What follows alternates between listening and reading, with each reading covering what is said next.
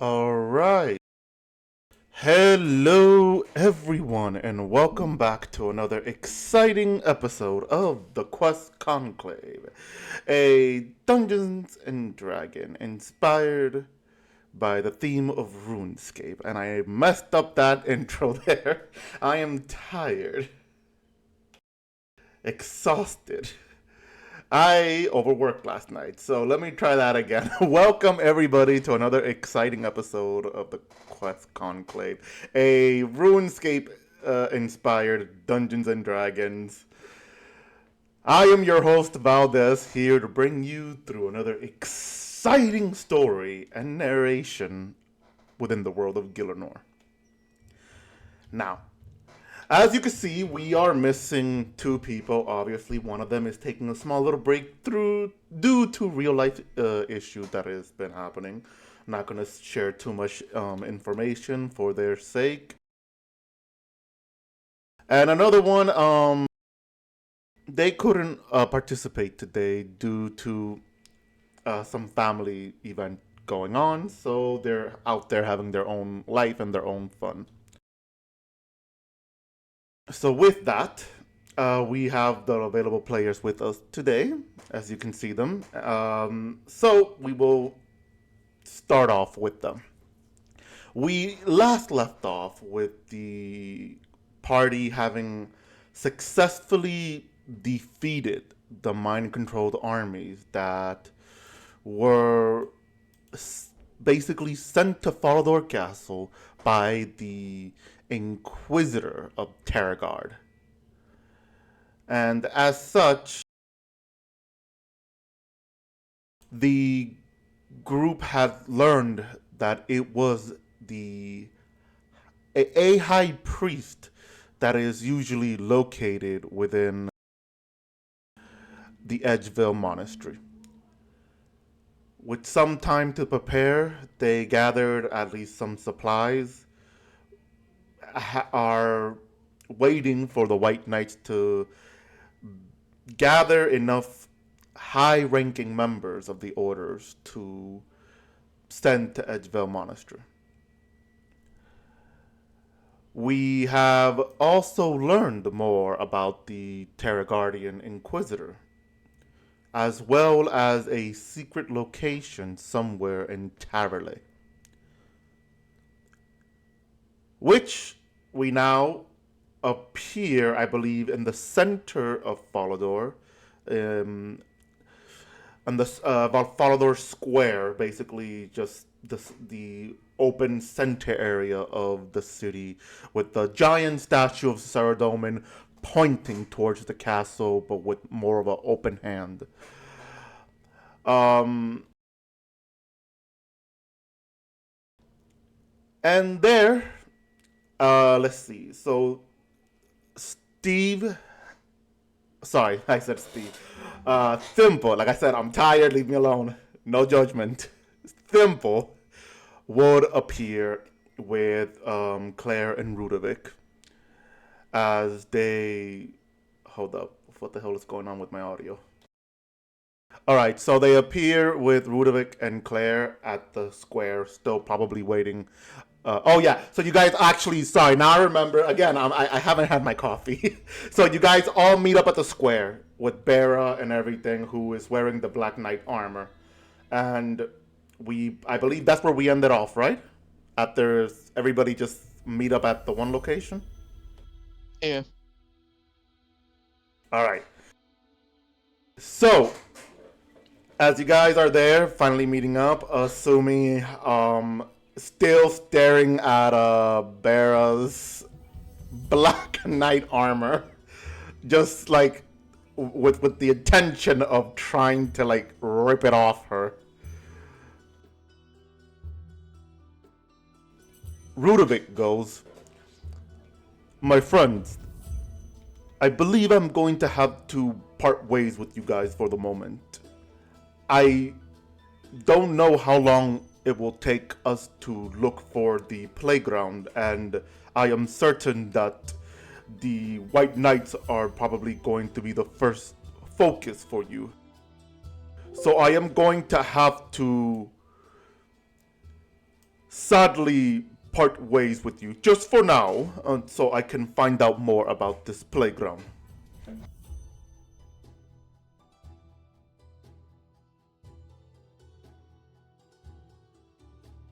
Well, you have fun at the playground. Try not to go too crazy in there. I make no promises. After all, I have history with them, and I wish to ensure that I can stop whatever they're doing. If, I say if, you will make it back safe and sound, I trust you all to return. But I shall probably be waiting at the bar here. He gestures over to the rising sun and goes, I will wait for you here if I have information. If not, come look for me. Assuming respond with, try not to get kidnapped on the way then. The next thing we need is basically you going missing for about a few days because we can't find you. I wish them luck. I am able to handle myself. You cut off your finger when you got drunk.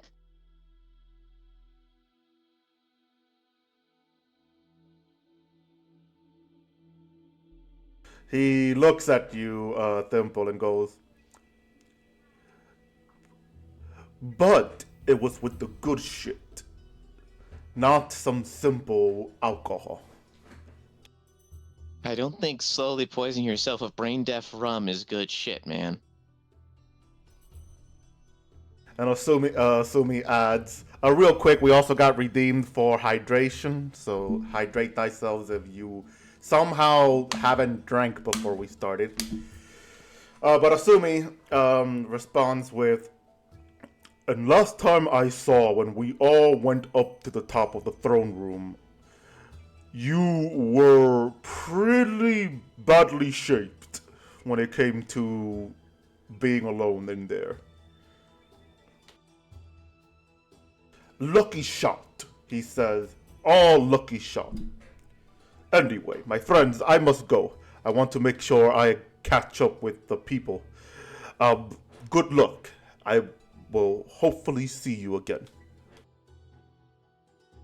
And with that, he ends up walking east, following the world east, trying to listen to some individuals. You guys are now at the center of Falador still. What would you like to do?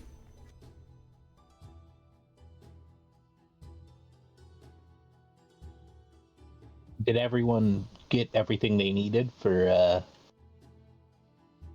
shopping wise? Yeah. I think everything I could find here, yeah.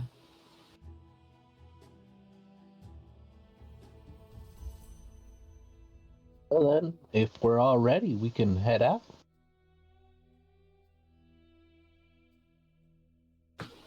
Where exactly are we going next? I think we're going to Edgefield to go fight the Bright Inquisitor. Asumi goes, we're supposed to wait for, I believe, Mastema or a White Knight to let us know that they're ready. We're not supposed to go alone, technically. I guess we can look around a little more. I kind of want to find either a scroll or some other way to cast counterspell. They probably a magic shop. We were just at the magic shop. Maybe they forgot. I didn't ask, but that place seemed more item than actual magic. So it sounds like we would have to go to like the Wizard's Tower or something.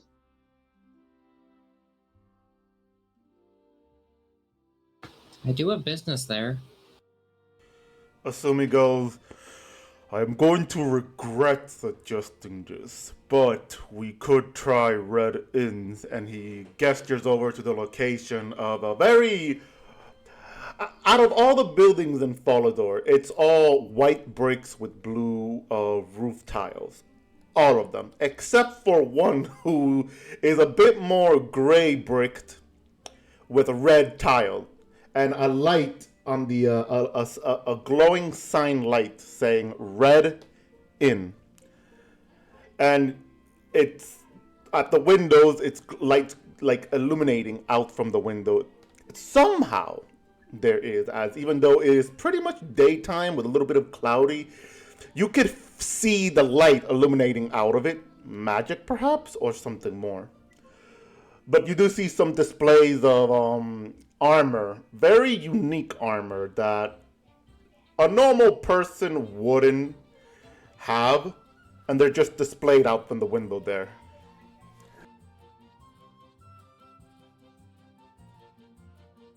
Plus, I don't think anywhere close to the wizard's tower. I think Red's Inn is a good idea.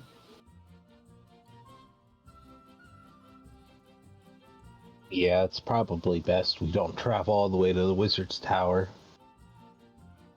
I'm sure that place is fine. I mean, if you're fine with demons and shit. Asumi You got a goes. problem with demons? Sorry, go ahead, Bear. You first, then I'll read Asumi. I said you got a problem with demons now? More just you have to be careful. They don't exactly have your best interest in mind when they are trying to sell you something. Sorry, basically, Asumi was about to say something like that simple, so the both of you sort of. So yeah, Claire and Bear, you both hear Asumi and Thimble, like, at the same time, in sync, saying exactly what Thimble said.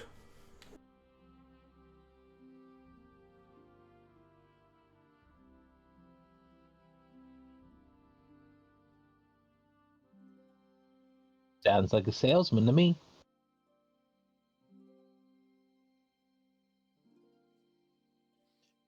Asumi this does a that deep so sigh. much. That Yeah. says so much about your thought process, Bera. I really only need a scroll. That's not gonna cost much gold-wise. Well, yeah, hopefully. And I've got the money to help.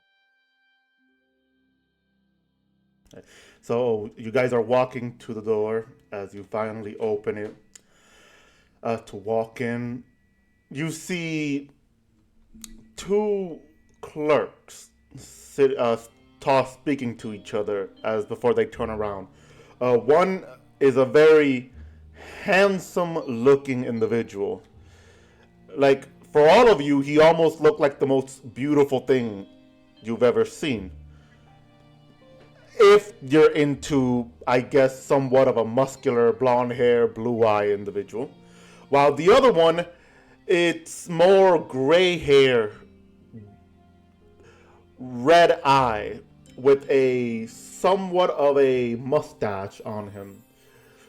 I say somewhat because it's like it's growing, but it's not completely all the way down his lips. He looks over and he goes, "Welcome to Red Inns, my friend. Tonight," he looks outside. "I thought you said it was night." "I don't know. I get the windows are always open, 24 are always closed to keep the illuminating light. You know how the boss is. Whatever. Today we have a special. The boss is here and he's feeling generous."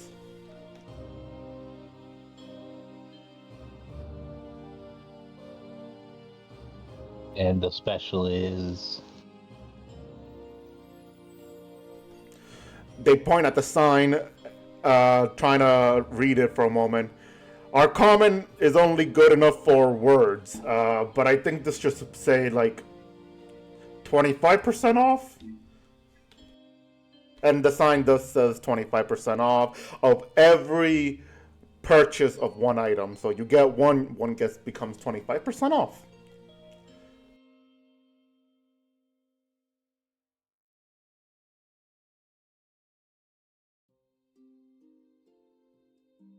Well, that's perfect. Go ahead, Claire. I just need, I'm looking for a counterspell scroll. So he entered it with the quotation marks, so I'm assuming he's trying to help you.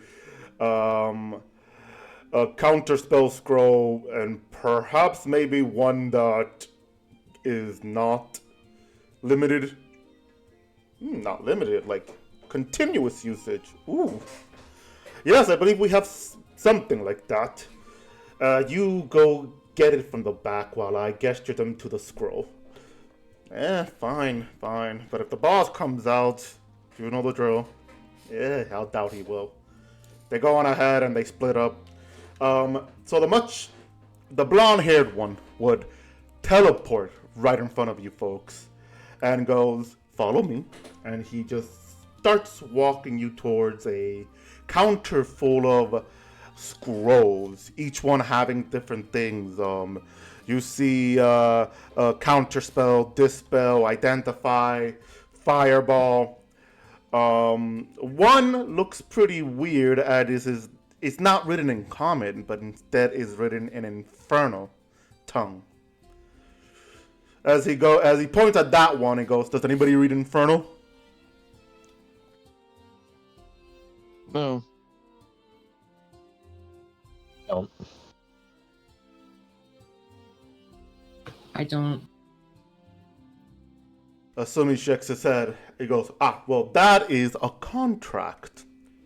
It lets you summon any demon with an already filled contract of being your bodyguard. So, take your pick. I don't like contracts that I can't read. Do you just have a single-use counterspell scroll? That's all I need.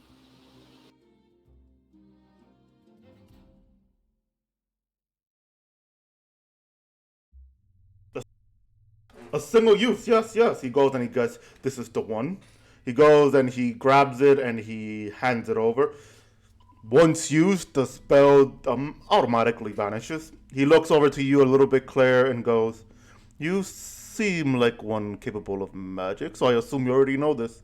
I don't need to give you the full instruction then." Now, he looks at assuming if you're looking for one that can be repeatedly used, hopefully my comrade back there is able to assist you. But please, look around. Try to grab any other items you wish to get the second one 25% off.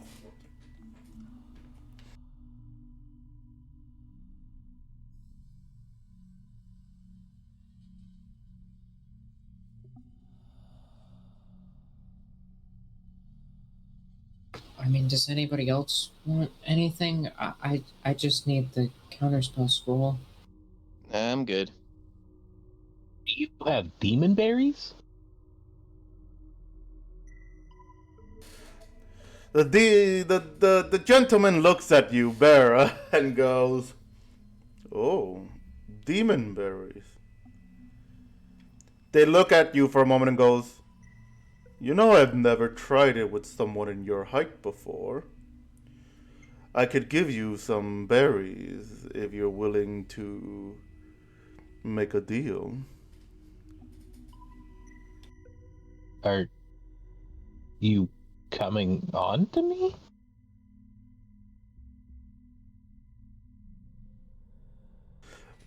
Isn't that what you mean by demon berries? No, she means actual berries. Like fruit. Oh, oh, I'm terribly sorry. No, I don't think we have demon berries. What even would be a demon berry? We have A infernal berry that spice. grows in your land, My land, the demon land. demon land. You mean? Oh dear, no. Nothing grows there.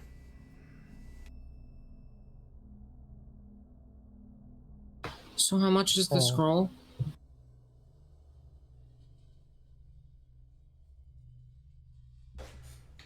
He goes and he looks at the counter over there for a moment before he was walking. Not the count. Yeah, the counter with the scrolls before he goes behind his counter with the register, and he goes, "That'll be 150 gold coins.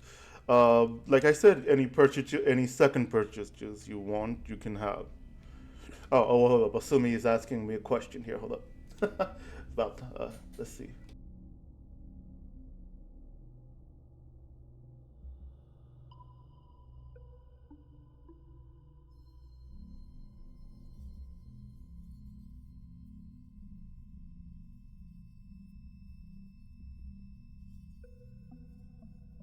Okay, so all right, so yeah, we can do that. Asumi goes, "I have a question. I've heard of stories about a gatestone of a kind, some sort of um, a rock on the size of my palm that is used in a location called Demonheim. I've been hearing possibilities of it being sold outside of it." They look at you and leaned in for a moment and goes, "That depends. Are you here on official duty?"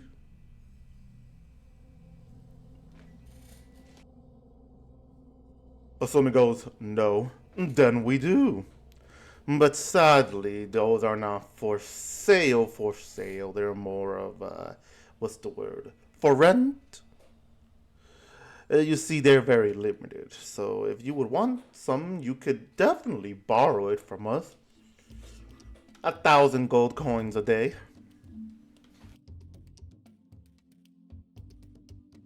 Asumi goes, "I'm good." "Never mind. Just the scroll, I suppose." The gray haired one comes out, goes, "We don't have it. The boss sold it to someone else. Sorry. Um,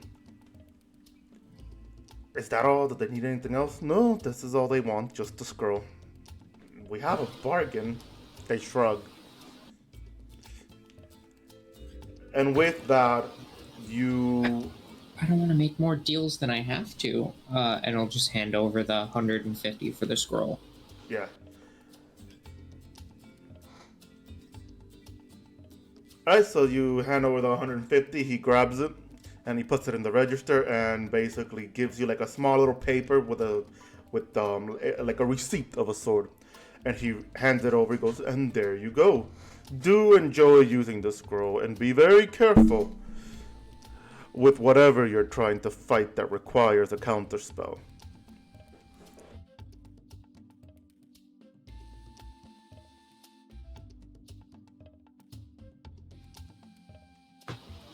Yeah, yeah. And I'm just gonna, like, grab Asumi and just walk out.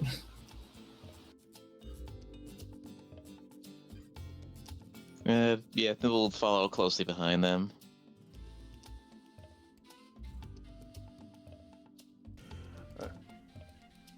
Alright. Assuming leaves as well with you guys.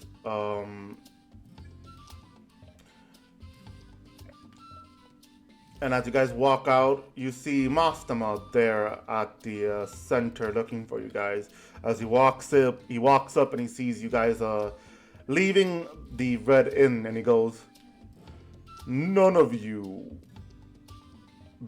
sold your soul to any of them, have you?" As far as I know, we didn't. Asumi goes, "No, Uncle, we did not. They almost did with one of us." Is that what happened?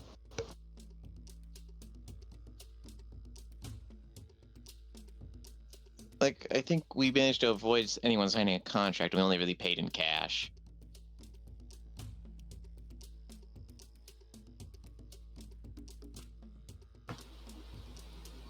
They tried to sell me a contract written in Infernal that would supposedly summon a demon, but I don't want to deal with the consequences of that. I can't read it.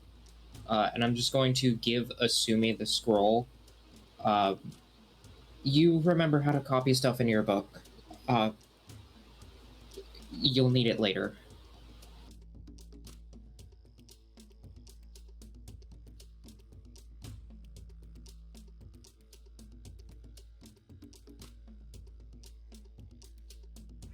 Sumi takes the scroll and nods and goes, "Alright, I will hopefully be able to do that without issue."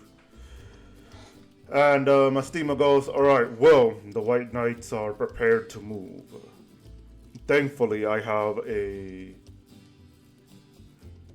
hold up, I gotta sneeze here. Aye! Nah, false alarm. Mastima goes, "Thankfully, I have a lodestone active in Edgeville. So we can teleport there using the lodestone and, of course, with the rest of the knights. We just have to meet them outside the gate for more open area." As he says, he starts walking over for you guys to follow him. Before we get into any big fights, we're gonna need a little bit of time to get that spell copied into both of our respective books.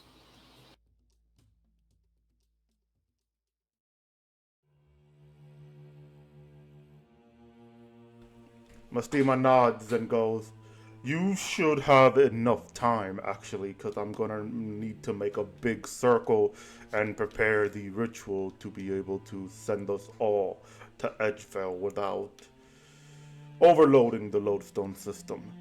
So take your time. I just gotta wait outside for the rest of the knights to come." And of course, if you follow him, obviously he takes you outside to a basically first following the road to passing the gate and getting close to the lodestone system of Fallador until he takes that right turn leading you guys to the more open field area, which is really big. There you guys sit down and you start working to copying the scroll on the spellbook. Now, assuming, I know because you're still level 1 in Wizard, I believe you'll be able to have the spell, but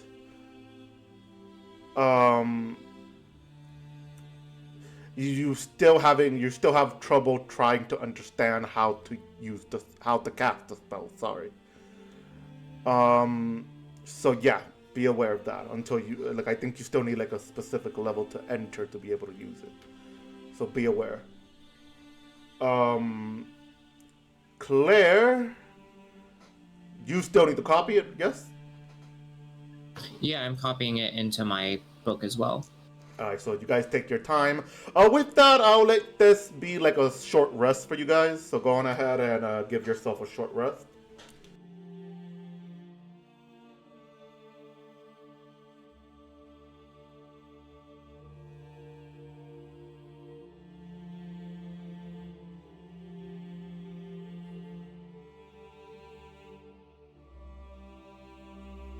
Alright.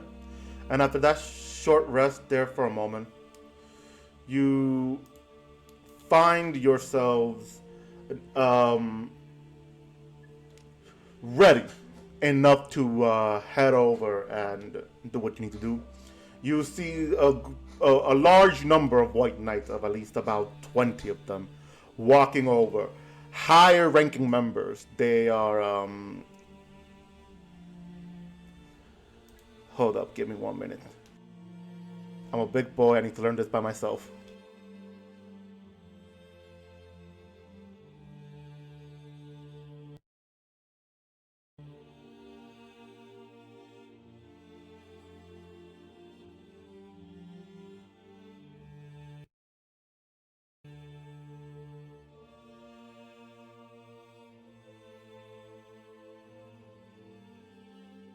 Okay, here we go. So yeah, you can see that they're high-ranking members because of the color of that is underneath their armor, which is a partisan.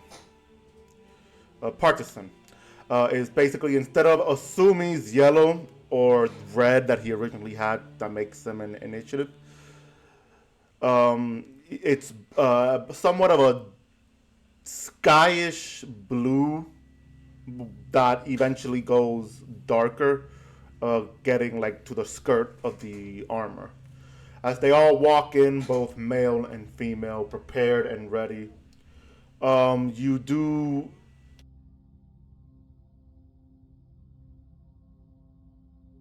hold up, apparently my microphone... Okay, my microphone was acting up a bit, okay. So yeah, you guys do end up seeing a lot of them come in with... Assuming you recognize one of these knights who had his helmet unremoved. It's Sir Laughalot. Yes, I'm doing this on purpose. Sir Laughalot, your old white knight teacher while you were a squire. As he looks over, he goes, well, if it isn't Asumi. Forgive me, Sir Asumi. I see you're still around and you've gotten yourself a rank up. Look at you. All grown into a fine knight yourself. How has everything been, my old friend? Asumi responds with, it's good to see you do. And everything has been well. And yes, that's how it's spelled, laugh a lot. You can spell it like that, it doesn't really matter at this point. It's a pun. And he goes, how's everything with you? It's fine. I've been stationed at the castle mostly. And of course, it's just been very calming. Apparently, after hearing about this whole situation, I thought, hey, it's a good opportunity to get out and stretch my legs some more. But is it true what they say? We're dealing with an inquisitor of a sort?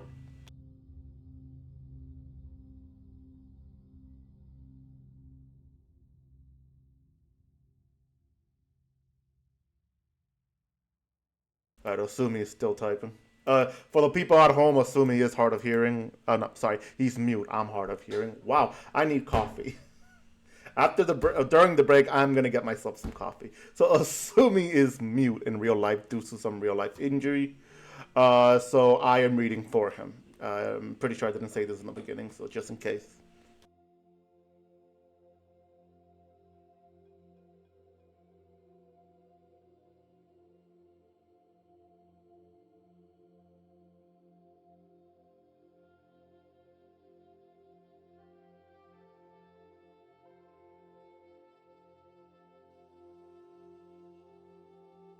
Alright, with that, Asumi responds with, basically, yes, we are dealing with a Inquisitor from Terragard, the original human homeworld, or so they say.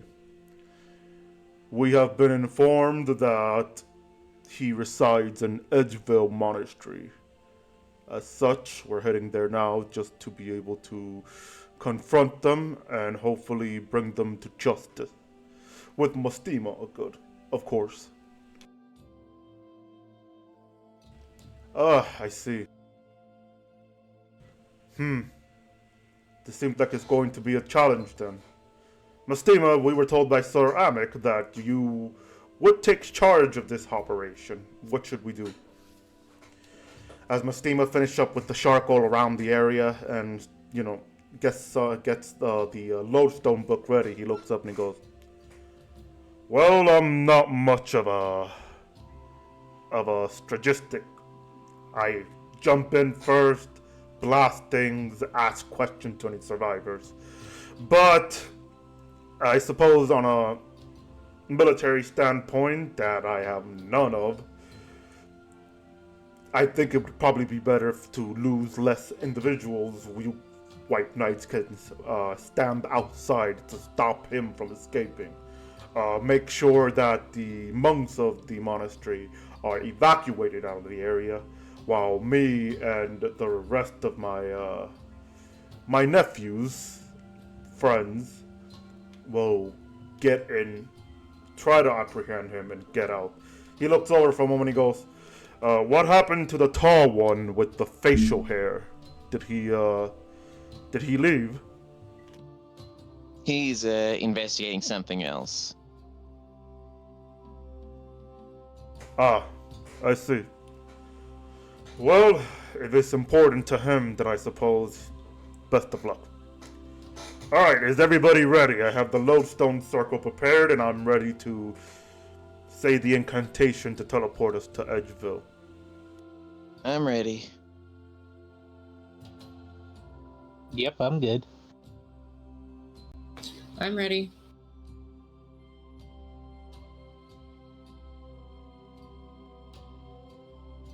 Alright, and with that, he starts saying the incantation,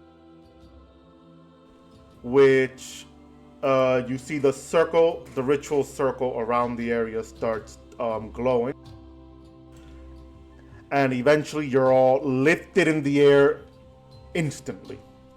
As you, not even a second after being lifted in the air, you land just as fast onto Edgeville Lodestone.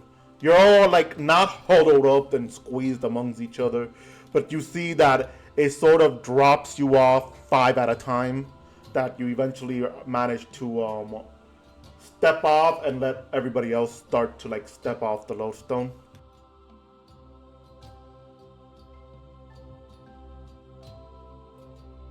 So being in a different area now, you can see that it's still the same time zone, or somewhat a closer region, as the sun is a little bit pushed away from the area. Didn't mean to make it that loud there. As you look over to the location of the monastery, which is about a few feet away, the knights start spreading out as Sir Laughalot basically tells them to, move and start positioning themselves. A few other knights would start moving to head over to the inside and evacuate other people out. And eventually, Mastima goes, "Alright, let's head upstairs now. If anything happens, we need to retreat. If there's anything you wish to share about our enemy that you might know, best do it now before we confront them." From what we were told, it might be best to think of a clever way of doing things rather than trying to brute force his defeat.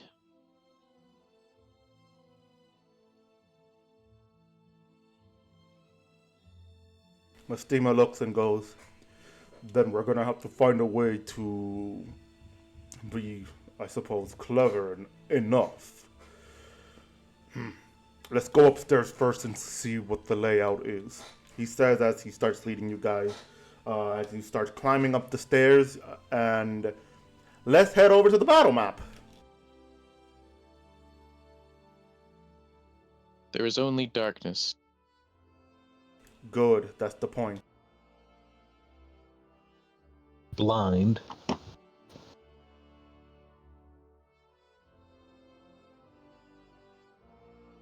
Give me one quick minute. Apparently something is reacting differently. Okay, that's what it was. Thanks, Steam.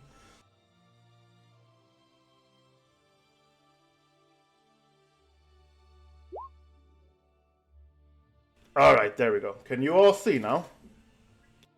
Yes. Alright.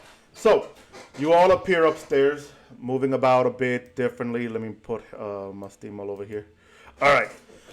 So, what is that noise? Oh, hold Roll up. 20. Hold up. Okay. Can't see. Yeah, I keep hearing like this beeping noise, like this whoop noise. Yeah, that's roll 20. God damn it, roll 20. Oh, Claire died. Step foot into Also- the location, she got killed instantly. She set off a trap. I can't see the map. Hi. But you can't? Give me one moment. There you I are, got Claire. What happened? The Roll20 Discord application makes my whole Discord crash.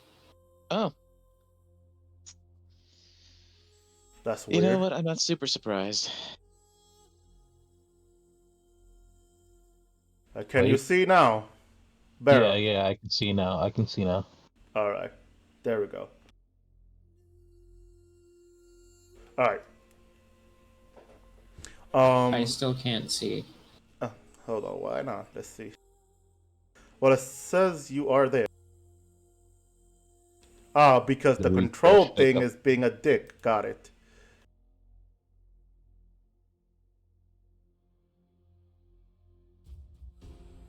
Now I can see.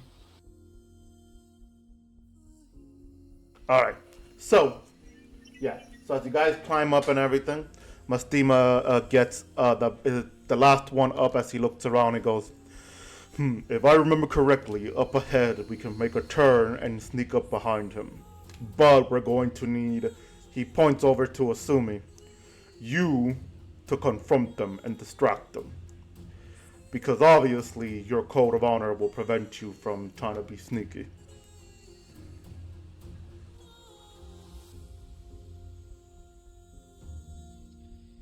Ain't that the truth? Asumi goes, why did you have to include obviously, as he removes his hood, his cloak, his scarf, and puts on his helmet. And Mastima goes, no offense, nephew, but it is a little bit of knowing that the White Knights have a code of honor that does not allow them to ambush others. Strategically speaking, it could help us. But this could help us too. While you're distracting them, we can go on ahead and just try to jump up behind him. Does anybody want to be his backup just in case? Well, you know,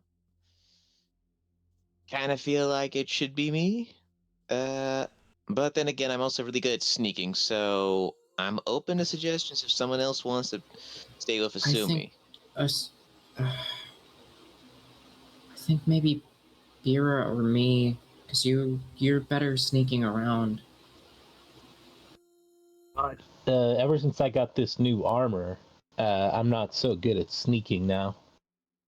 Okay, so Bara, you'll go with Asumi, you'll distract what's his face, and Claire and I will sneak up behind him with Mastima. Sounds I'm good. not the best at stealth, but I can.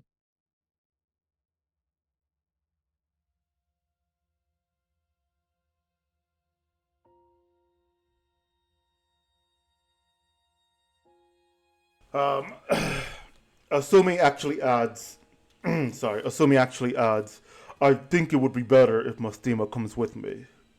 Because like that, the focus can be on the two of us as well. If you don't mind, Uncle, but the Inquisitor will look at you, and I have a feeling he's going to try to recruit you to his cause. We can leave him monologuing. Mastima thinks for a moment. He goes, "That is true."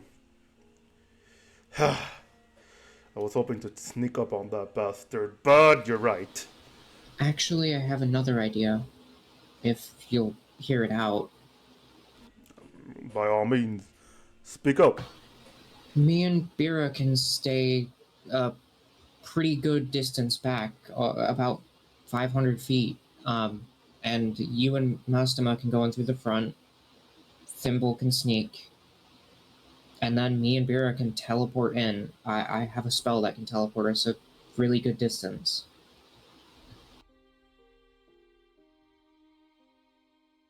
That could work. Yeah, probably good to hit him from multiple angles.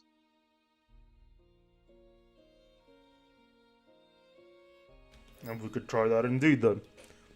Very clever. But obviously, Asumi is gonna have to be up front and center.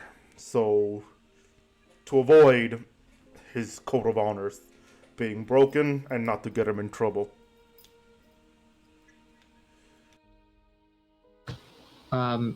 I will give. I'll give Asumi Finn to hold on to, who I believe is still a cat. Last I checked. Yeah, I think he's still cat. Yeah, I'm gonna hand you the cat because I can see through its eyes.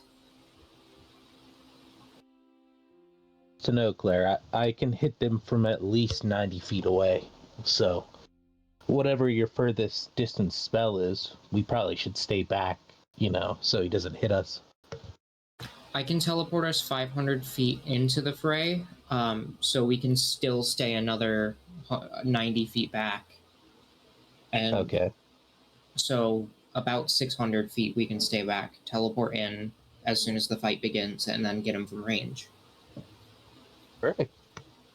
Asumi goes, I can only assume that he will be where the altar is. As long as we leave the door open, we will be able to have enough distance between us and him if we ever need it. So, break down the door if you have to.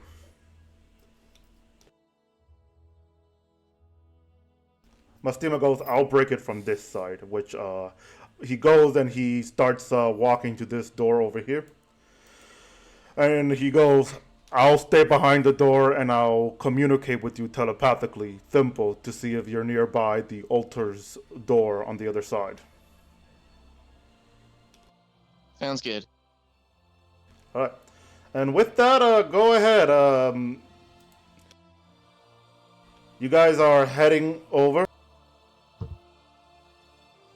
So the rest of you, go left while Mastima and Asumi, which I will highlight, we go this way. Suspicious, this door is open.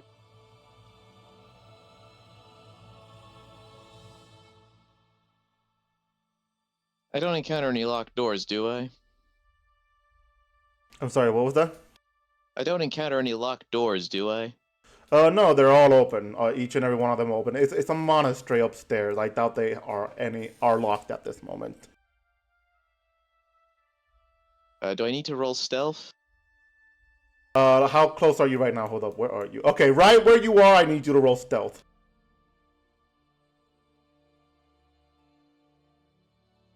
24. Okay.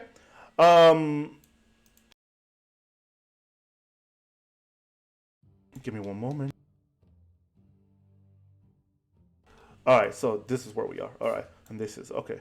Alright, so Mastima goes on ahead and contacts you telepathically, Thimble, and in your head you hear, are you close by?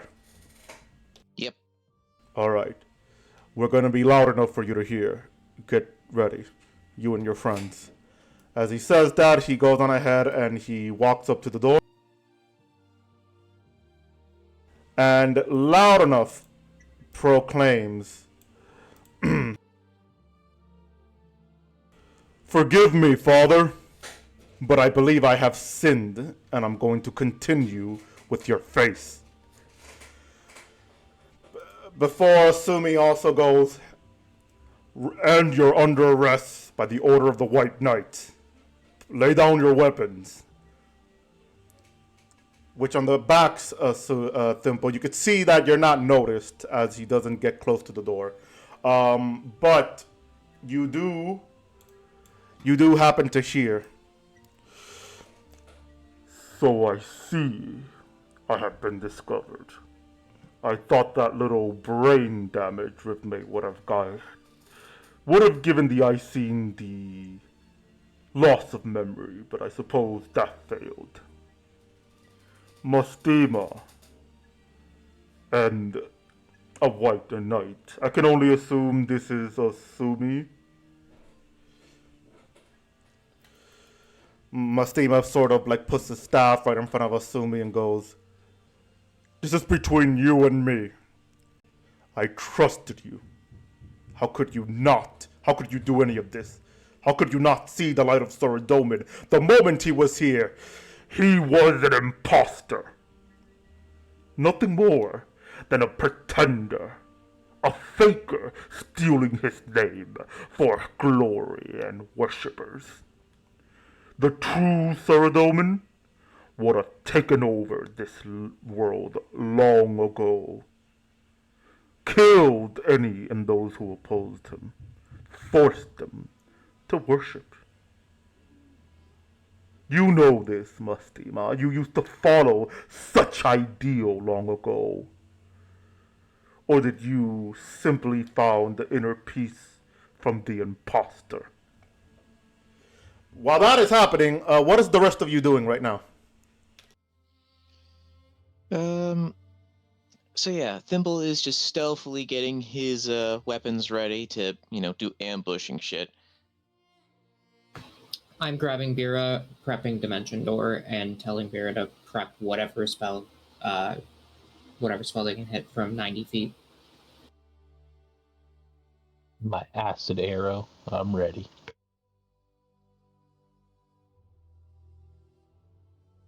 All right. Ooh, give me one quick. All right. So as you continue, you continue to hear from the other side. Mastima responds. That doesn't mean that we have the right to do what we do with these people. I agree, Saradomin is the true god of this world, but there is no imposter. This is the Lord himself. He even shares where he's originally from. He's human. He is a god! Not a human, not a pretender. He even lost the crown. An artifact that the Lord himself would never lose. But I suppose you're not going to listen. I know you came in here with others. Whether they're downstairs or not. The two of you cannot hope to defeat me, not alone. But are you really to risk your life for this pretender? Asumi responds in a heartbeat. As Mastima goes, you heard the boy. Disappointing. I was hoping to convince you, Mastima. But it seems not everything works out. And with that, I'm gonna need everyone to roll for initiative.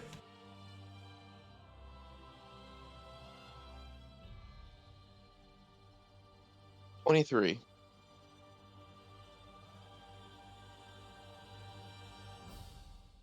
You got 23. Asumi's got 26.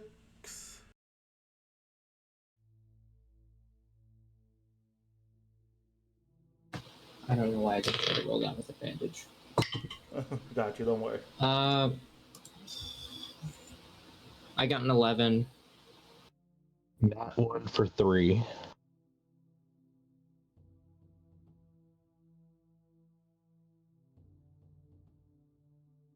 Alright.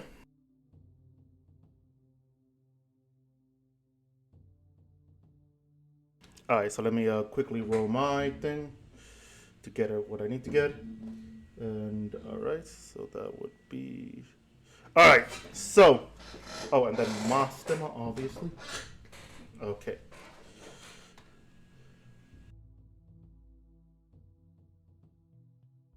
Alright, so the order of combat will be. Roll 20 is not working for me today. Thanks, game. I got this, though. I got this. Let me just open up a notepad on my phone and keep the order of stuff there. So just to make sure, Claire got 11 and Barra, you said you got a 3? Yeah, not 1, 3. We both have reactions prepped though. I'm looking through my familiar's eyes as soon as I see any, as soon as the first swing is taken, I'm teleporting us both in. Alright. From, as soon as anyone swings on either side. Alright. Let me just use my phone real quick, so hold on.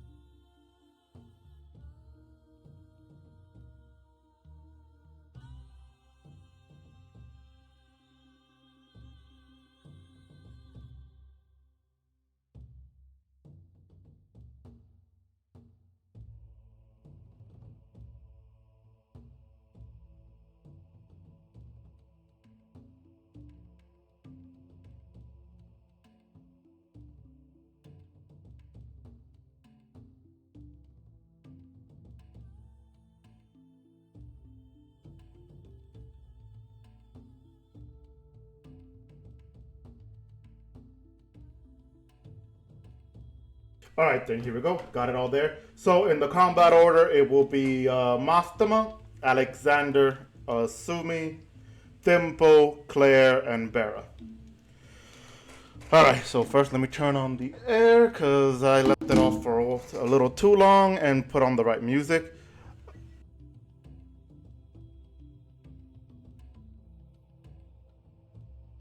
All right, so there Mastema goes on ahead and starts to attack the Inquisitor using first he goes and uses a Sardoman strike spell, which the Inquisitor uses counter spell on,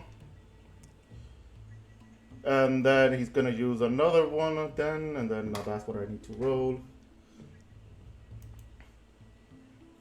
All right, and there we go. He succeeded, only taking half of his little damage, and all right.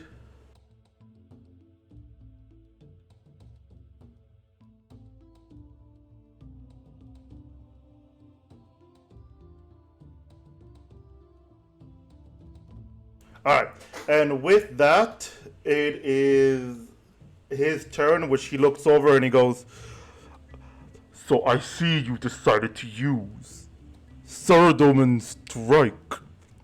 Let me show you the real meaning of the spell." As he goes on ahead and does the same spell at Mastema, who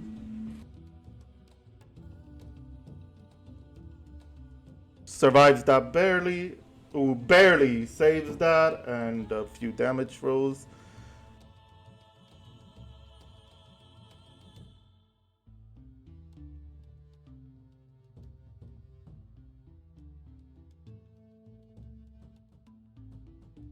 All right, and with that, assuming it is your turn.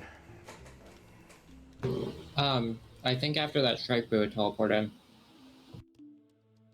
Oh yeah, you go ahead and what was it that you wanted to do as your preparation thing? I'm sorry because I'm trying to prepare everything quickly.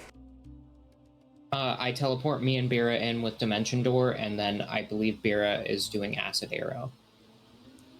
Yep. Blast him with an acid arrow. All right, so yeah, in the on the battle map, move yourselves where the dimension door is that you would like to have it in, and then just. Meanwhile, I will wait for Asumi because he said he had to answer a phone call real quick and is typing now. I can't move Bera's token. Hold on. Sorry. Hold on. Come on, bud. Follow you. Yep, I would teleport up here. All right. So at that reaction, For his for this action or for this strike, hit chance.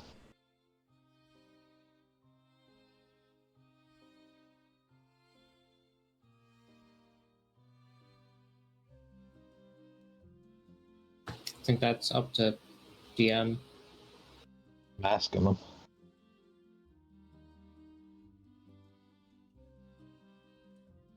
no, yeah, I would just have it as a free action for now because you wanted to prepare that in the very beginning.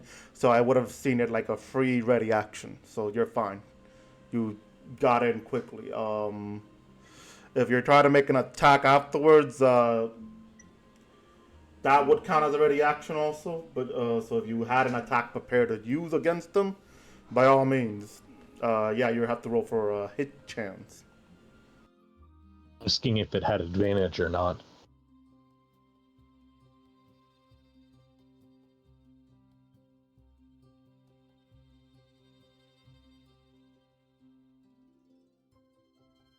Oh, Do have yeah. yeah, I would say yes, it would have advantage. I'm sorry, I was thinking for a moment to see, but yeah, no, I would say it has advantage. So go on ahead and roll for that advantage. 25.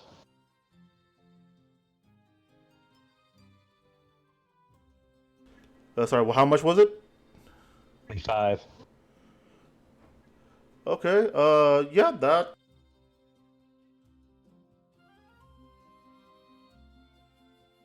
Wow, my audio is So- acting up. I'm sorry. Yeah, that hits. Sorry. That hits. That's 11 acid damage then.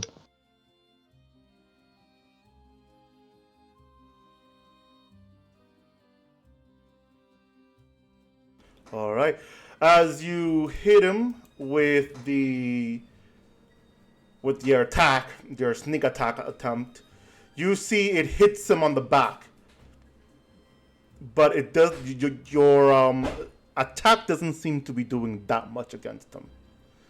It's almost as if the armor is well forged to protect them from almost anything. If he's resisting acid, I have an ability that means he can't resist acid. If you think, that's up to you. No, I can't tell you everything. I'm only telling you what you see. Oh no, I'm telling you, if he's resistant acid, I have an ability that makes him not resist acid. Okay.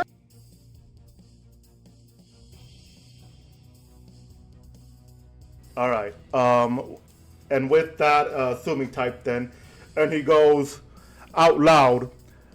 This is for you, Thimble. Let's boogie. As he rushes over, he says I can't take that seriously from him. All right, so he says he rushes over, and he first uses a normal attack on the Inquisitor. Which, go ahead and roll for that. A 23. That is a hit right there. Go ahead and roll for damage. That is a 5. Okay. Alright, and then as a bonus action, he moves his shield over.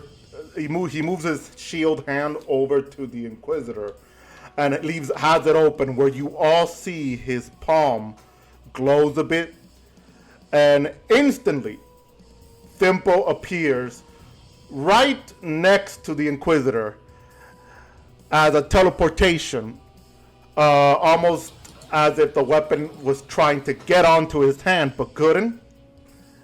The weapon that Sumi has bonded. So you all see him just teleport, Krum, in an instant.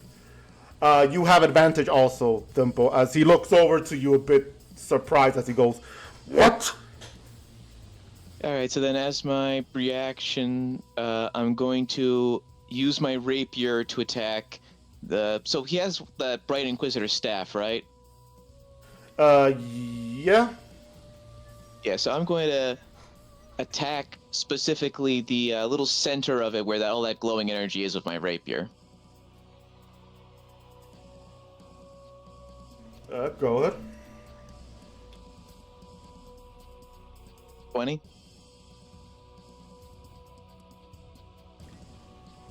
I would say that's a hit since you're trying to hit the staff and not him. Alright, that's 8 damage Alright. plus 18 from the sneak attack.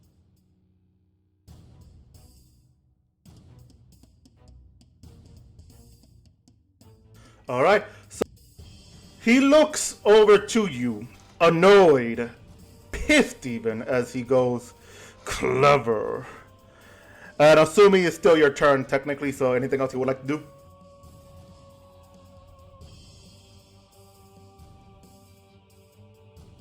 Alright, another attack.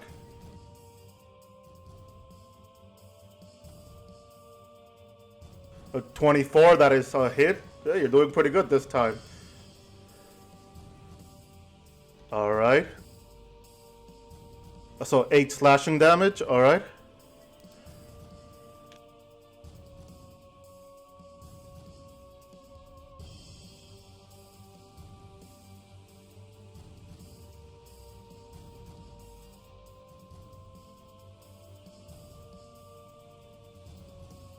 Sorry, give me 1 minute. Something is going on with my calculator here.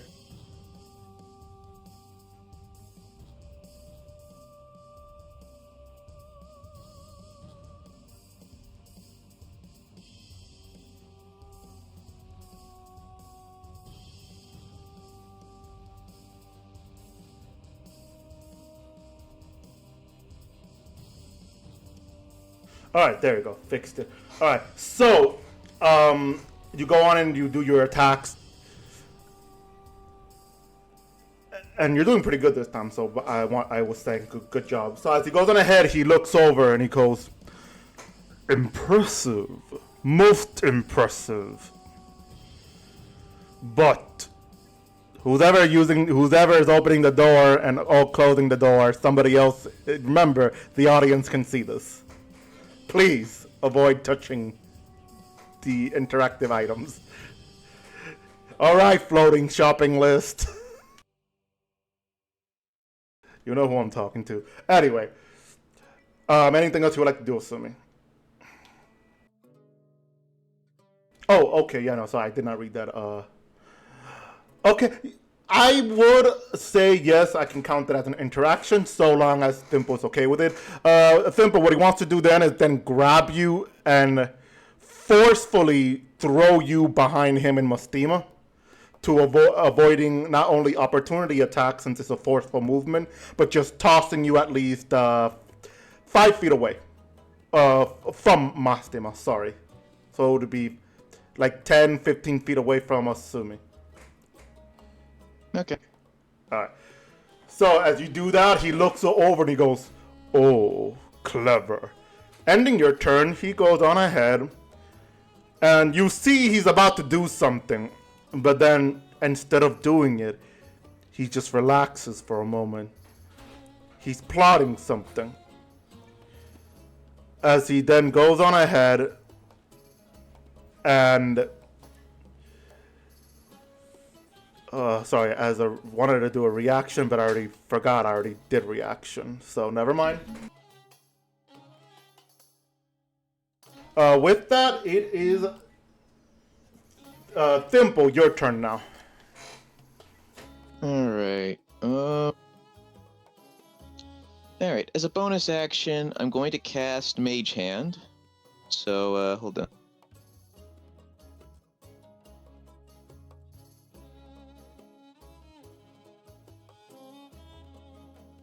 Yes, I'm going to cast Mage Hand to...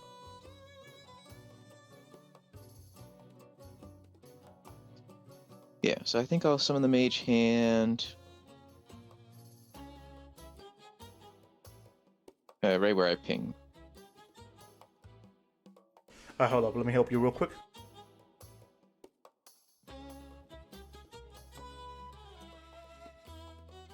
Mage Hand! Actually, hold on.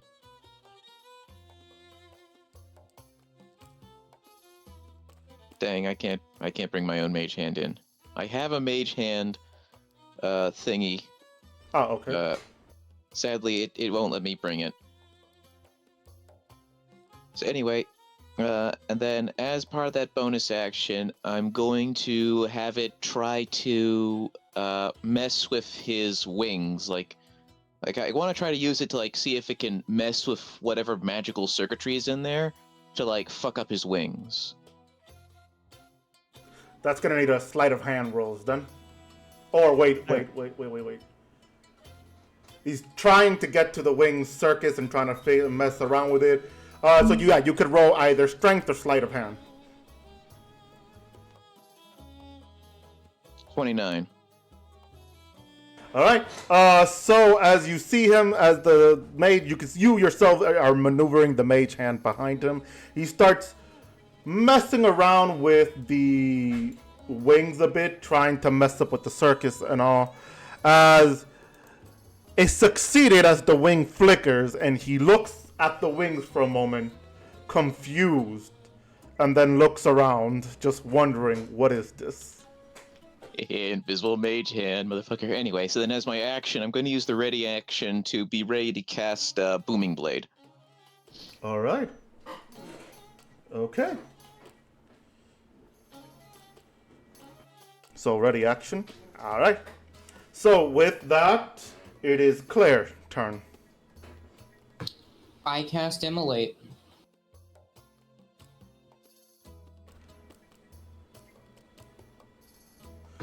DC 19 Dex save. All right. What was the name of it? Because didn't hear properly. Immolation. Long story short, burn, motherfucker. Alright, and I'm sorry, what was the save? Goddamn, okay, there you go. DC 19 Dex. Dex, alright. Do I have it there? I should have it there. Oh, okay. Huh, sure.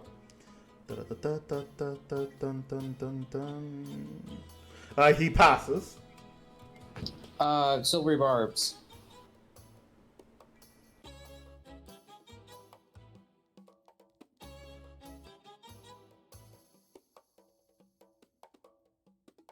Alright, and he still passes. Thimble has advantage on next attack, though. E.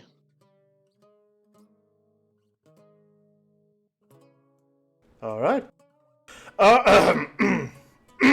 Goddamn. Alright, so with that... there goes my throat.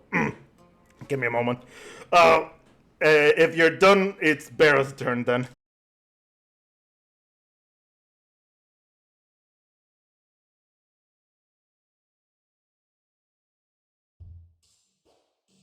Alright, so I disconnected. 19. Yeah, sorry. Give me 1 minute. Let me make sure the stream is fine.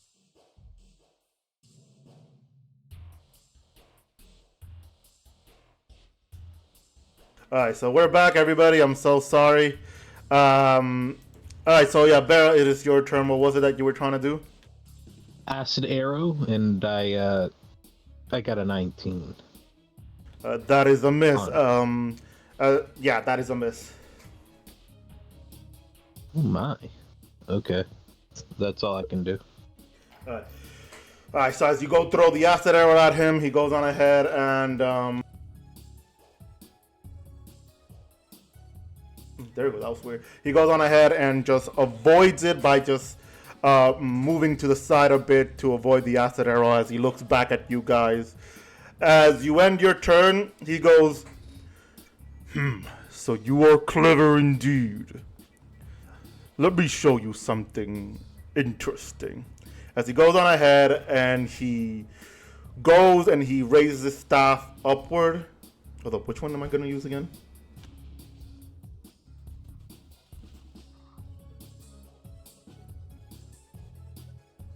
Okay, there it is. He goes on ahead and he raises his staff upward and he slams it to the ground. It says 20, so let me check some.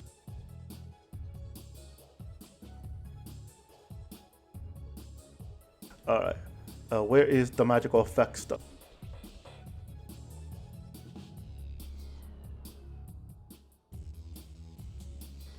Crap.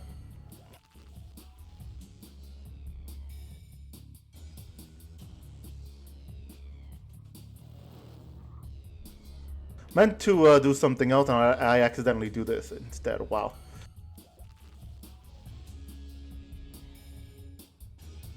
Oh, there you are. Okay. So I need a circle. There you are. Okay. Oh, wow. Okay. So everybody in the room is going to be taking a nice little beating here. Fuck. What save? Yeah, everybody in the room. For legendary action, slamming his staff on the ground, he sends a magical wave. A magical wave from the staff itself, hitting everybody within the 20-foot radius. Is it a spell? No. Yeah. I never thought this far of the ability, but I would say yes because it's in the staff, so he has to Counterspell. cast it. All right, so that's still that's con save for counter spells. I lost my dice. Automatically, DC you all win. 19 con save. You all win. Congratulations. I lost the dice. You all win automatically. Ooh, delicious dice. Oh fuck, where's my dice? The problem with having a pure black computer desk, my dice is also pure black. Metal block, Why mind would you. why would you do that to yourself? Because I like to suffer. All right. So counter spells needs a save. DC 19 Constitution saving Yeah, throw. Constitution. Okay, yeah. Okay.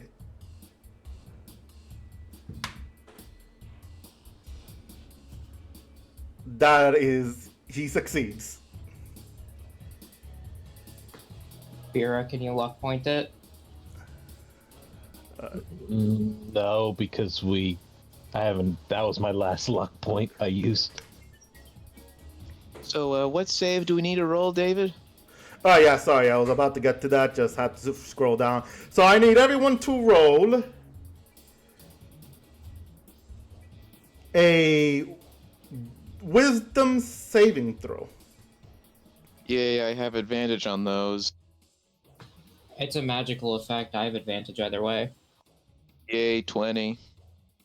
Assuming says he rolled a 9. Oh dear. I mean, 18. like a natural 1 and the total of a 9. Oh no. 10. All right, that's time to roll Mostima. Oh, okay. Wait, hold So, on, Asumi. Was your aura protection not on? sorry, repeat that. Was his aura protection not on?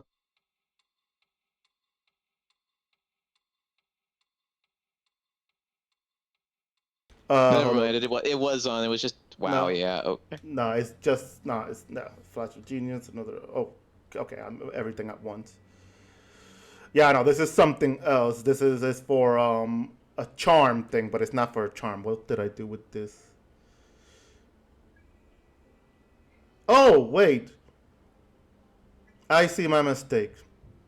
My mistake. Let's redo the rolls. My mistake. It's not a wisdom saving throw. Reading through this, I'm not supposed to have it as wisdom. I was supposed to edit this to dex saving throw. Okay, Oh, so you're lucky. Dex saving throw, re-rolls.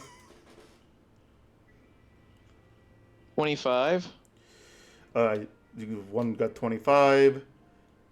It's 25. Assuming got 15. 16. 16. Wait, hold on. If Asumi has his aura protection on, doesn't that mean a bunch of us have like an extra Just plus? you and Mostima. 21.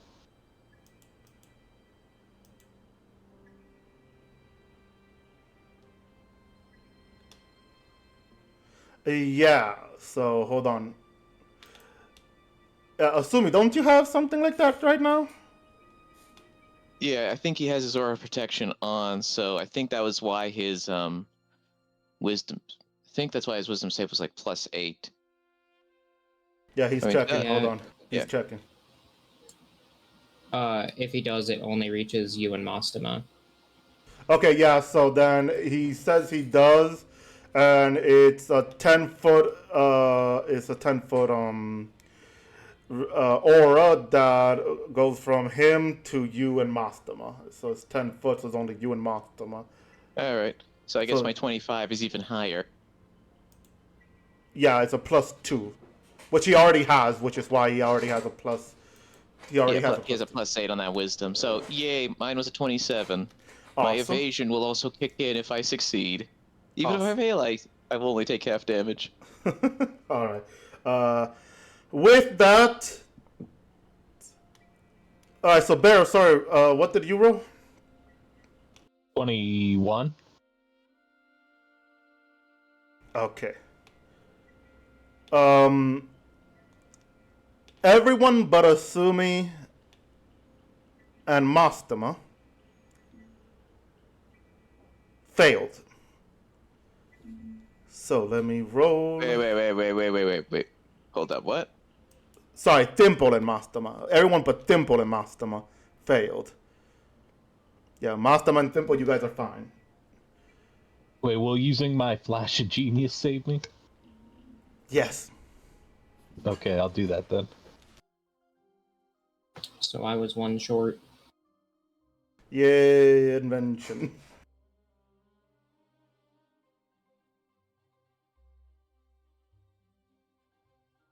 So how much would that plus 2 be for your invention thing? That would make me at a 23, right? Oh, so you barely get there. Alright, so then that means, yeah, Bera, Thimpo, and Mastema. The 3 of you are saved. However, Asumi and Claire, let me roll what I need to roll real quick.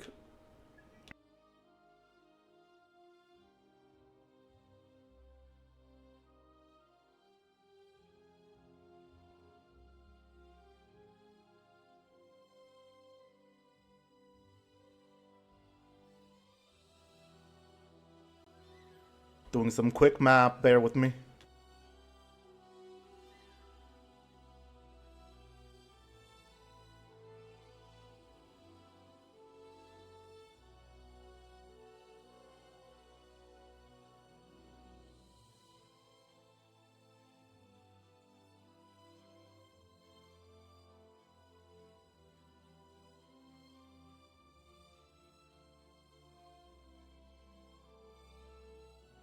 Alright, so Bera, Thimpo, plus Mastema, obviously. You guys are dealt with 22 lightning damage. Actually, no, because evasion. I take no damage. Alright, so you managed to avoid that Ultra Instinct Goku style of no. Still 22 damage on Bera, 22 damage on Mastema. However, Claire and Asumi, you guys are dealt with 44 lightning damage.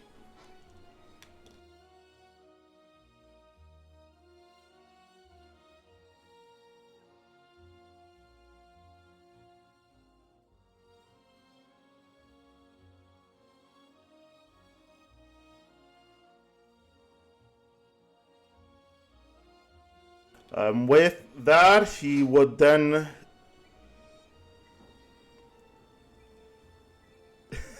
with that, he then looks over to Mastema and goes,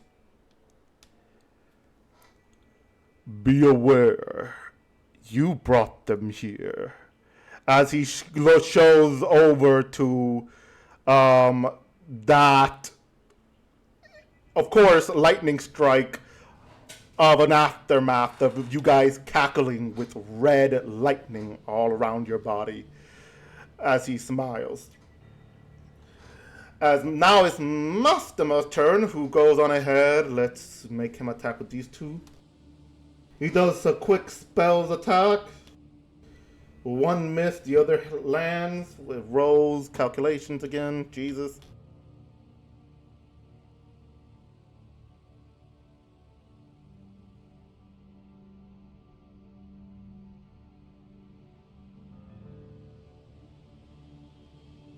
Oh wow, that was a horrible roll.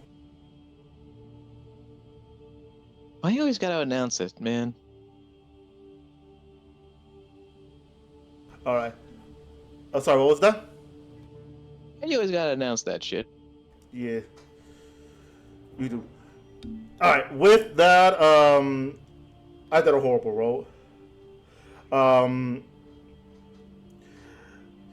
With that is the Inquisitor's turn, who looks over to Mastema and proceeds to attack him. Let's see. Alright, so he's gonna attack him 3 times. Alright, that first one is a hit, and hit. Alright, so that's sadly 3 hits, so let me go on ahead and give him the wombo combo moment there.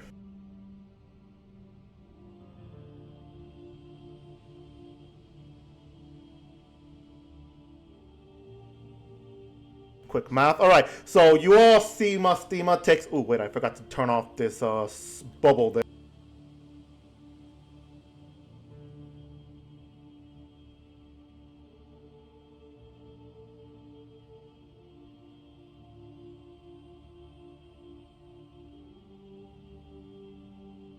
Alright, there you go. So you all see Mastema gets hit by several powerful blasts as he goes, Gah! As he slides back a bit, having his staff in front of him as he just holds on to where he is, just breathing a little bit heavily as he looks up and he goes, Gothic Saradomin, damn it! I'm gonna have to call for Klimdu to get us out of here, he says, whispering to you, Thimble, since you're close to him. If this ends up not working as I assumed, I need a minute to contact your aunt. Alright? Okay. She nods as he just prepares for the next thing, which ends his turn to Asumi, your turn. And Asumi obviously decides to continue the good old-fashioned boogie teamwork he has. The boogie-woogie reference, as he likes to call it. And he first goes to attack. Go ahead and roll your hit chance first.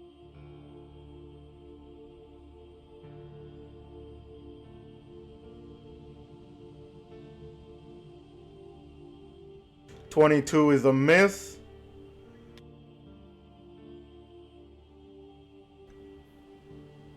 Would that landed on a 4? Damn.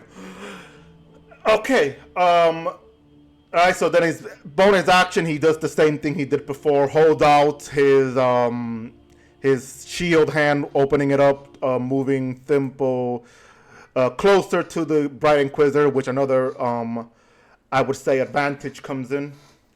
Alrighty. Oh, god damn it. I just have this advantage stored up for later, I guess.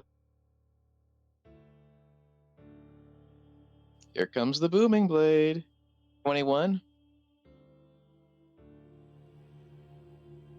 You're still aiming for the staff? Well, I guess here's the question. Is the staff busted? You know, just to give you the benefits of it, roll for investigation. 19. The staff is not busted. It is worn, but you could tell that your previous attack only did enough of it. It's not... You can make the conclusion that it's probably worth it if you had a stronger force of damage to it, but it might not be worth it in the long run. Well, you know what? I've got a booming blade. I've got sneak attack. I'm going for it again. All right, then. I'll give that a attempt of advantage as another roll again. I mean, I rolled 21. Does that not hit? No. On the staff, even though I got a 20 last time and that hit? Oh, well, on the staff? You're still attacking the staff? Then yeah, no, it hits. Sorry, it hits. That's what I was asking about. Yeah, sorry. The staff hits, yeah.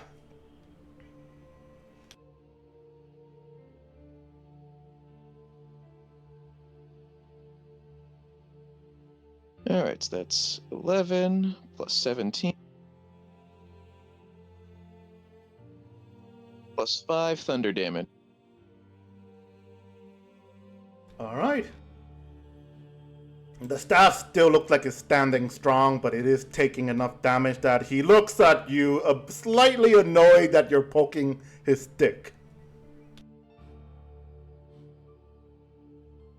And then, of course, Asumi says he wants to, as his interaction, grab you and throw you behind him, and Mastema again.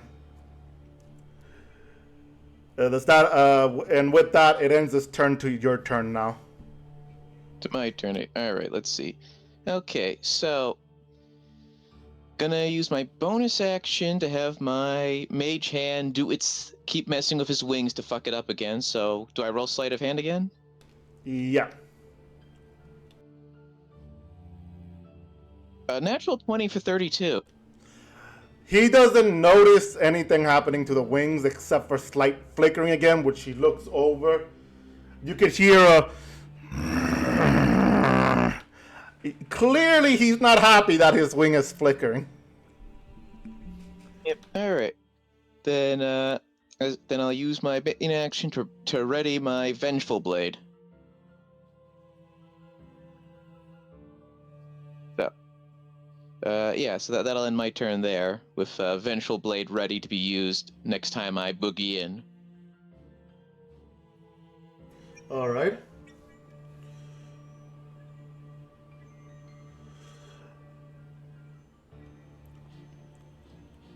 And with that, it is Claire's turn. Fuck it, time for a throwback. I cast Cloud of Daggers. All right. 24 magical slashing damage.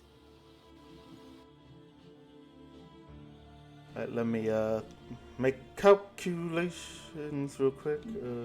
Oh, okay, that's easy.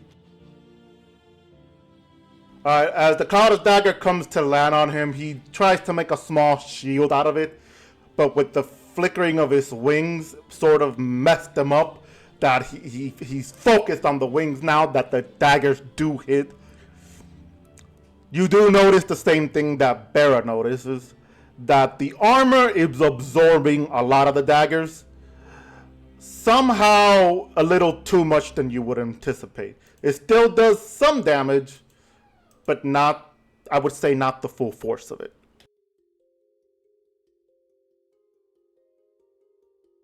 Anything else you would like to do? No, I don't really have anything I can do in a bonus action. Not even drink a potion? True, I did buy some potions. Oh, fuck. I didn't add them to my inventory. We bought 5, was it greater last time? Yeah, I think so. Okay. I remember we all bought 5 of...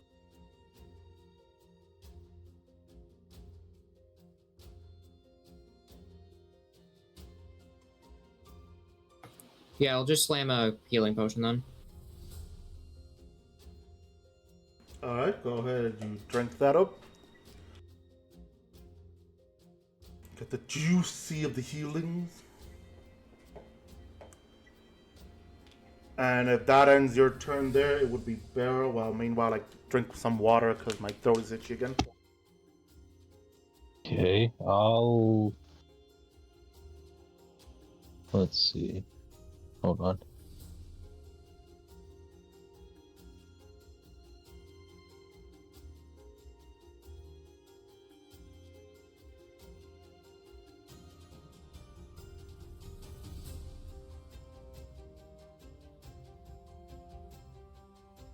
I'm gonna cast Cautious Brew, and he needs to make a dex saving throw of 14. Alright.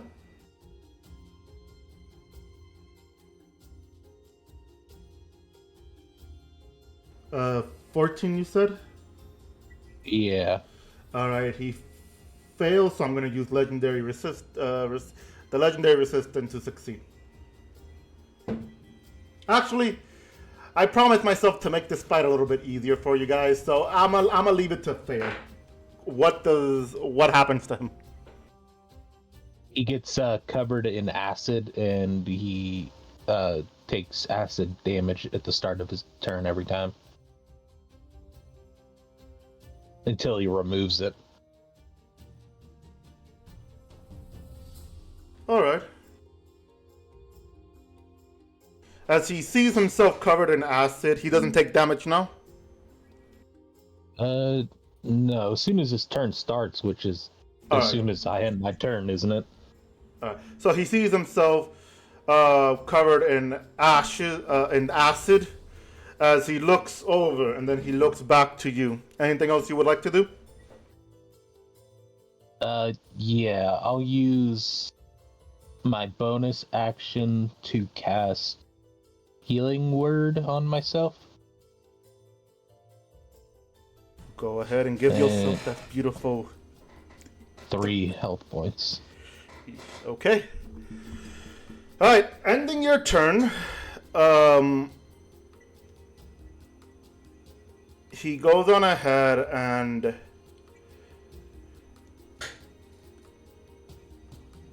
actually, hold up. Am I able to use this one right now? Yeah, it's 3 per turn. Okay. Ending your turn, he looks over to you, Bera. And he uses... I swear to God, roll 20, stop making noises. He uses his legendary action to point his staff towards you and Claire. I need the both of you to roll another dex saving throw. Counter spell. Also, is this the start of his turn?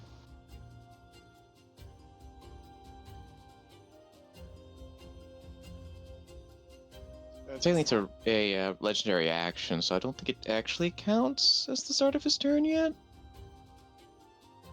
Either way, I'm 15 casting counter spell.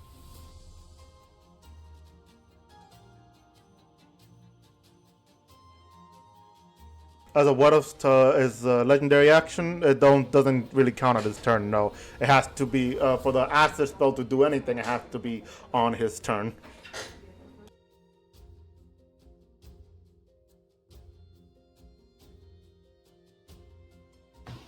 So gotta do the con save. All right. Okay. So sorry. What was everybody's result? Counter spell. And Bera, I see you got A 15. a 15. Okay, there it is. All right. Ooh, all right. So you all failed to move out of the way for this, taking. Is my mic working? It I is think he's for just me. deaf. Yeah, he really is. David, Claire used counterspell on what he's doing. Oh, sorry. I have somebody on my doorstep right now, and I'm trying to wait until they stop talking and closing the door. Sorry, counterspell. Sorry, yeah. Let me roll for the counterspell. What was it again? 19? DC 19 con.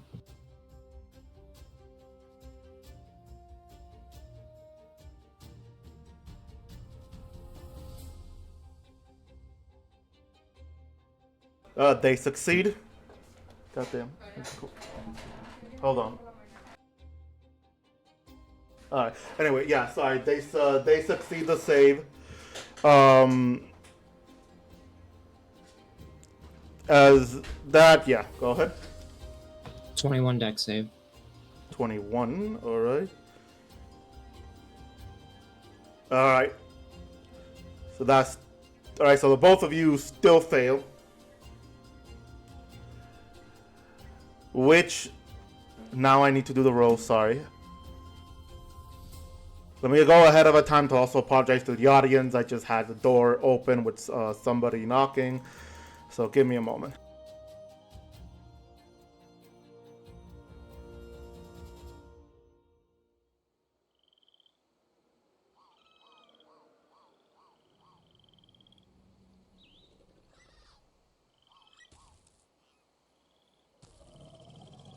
Alright, so the both of you take a total of 42 force damage.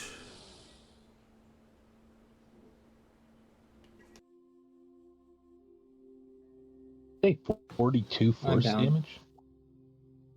Force, yeah. Holy.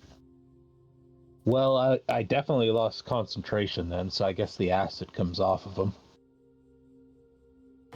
Dagger cloud is gone, I'm down. Oh, you guys see them both down. Ending his I'm turn. not down. Oh, sorry. Why did I say both? I said both. Why did I You're say high. both? I'm high. No, sir, it's hi. How are you? Anyway, so yeah, as you guys see, Claire gets downed, and the acid on the Inquisitor just vanishes. He looks, he turns around to Mastema and goes, "Only you can save them. I can offer them mercy. All you have to do is join me." With that, it is Mastema's turn, who who looks at you, Thimble, nodding, hoping you're ready to like keep him safe for the moment, as he sends a telepathic message to Asumi. Oh god, I'm going to sneeze. Letting him know what he's gonna do, and he moves himself to the. Oop. I clicked the wrong thing. Hold up.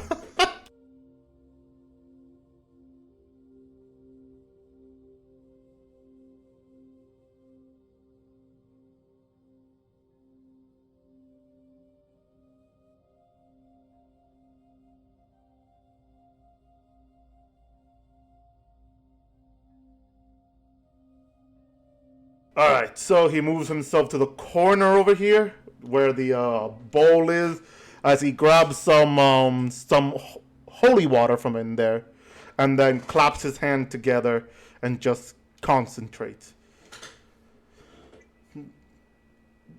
The Inquisitor looks confused for a moment as he looks over to Asumi and goes, I suppose I'm going to have to break some bones then. As they say, on guard. And he swings his staff over Asumi. That is a...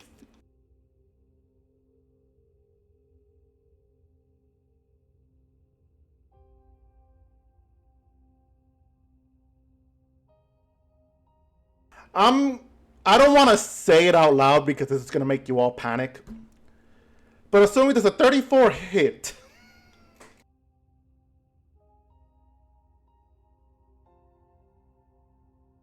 Asumi responds with yes and adds shield, and shield of faith is not going to save me. It is not, my friend. With that, he goes on ahead and he whacks you with the staff. The first time, which does, luckily a 15 bludgeoning damage. That was a small roll.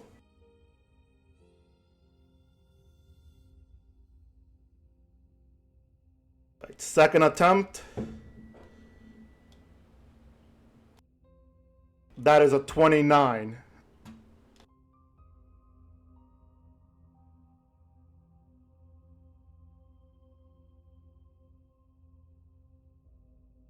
Yeah, what's your question, soldier? Yeah, no, that's not how that works. It's not an interaction, so it doesn't work like that. Yeah, so that still hits then. Alright, so let me roll. Right, you're dealt with a 25. Bludgeoning damage. One more attempt. Oh, and Asumi said he's almost down.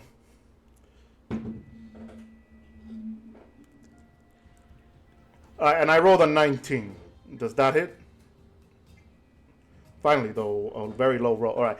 So, as you guys see him just two swings, bang, bang, brutally, like, moving, assuming around like a ragdoll of a bit.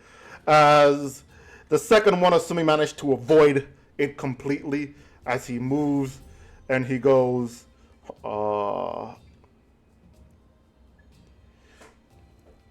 quick and clever too. Nice reflexes. Maybe you could be my apprentice. And with that, it is your turn, Asumi. What are you going to do?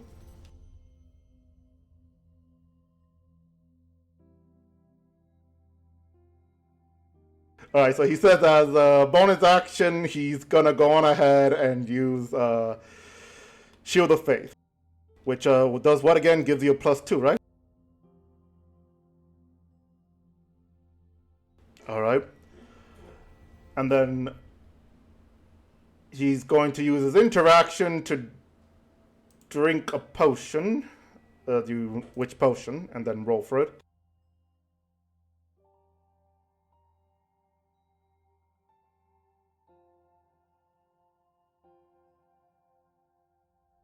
He wants a reminder, it was a 5 greater healings, right? Because he also didn't add his for some reason.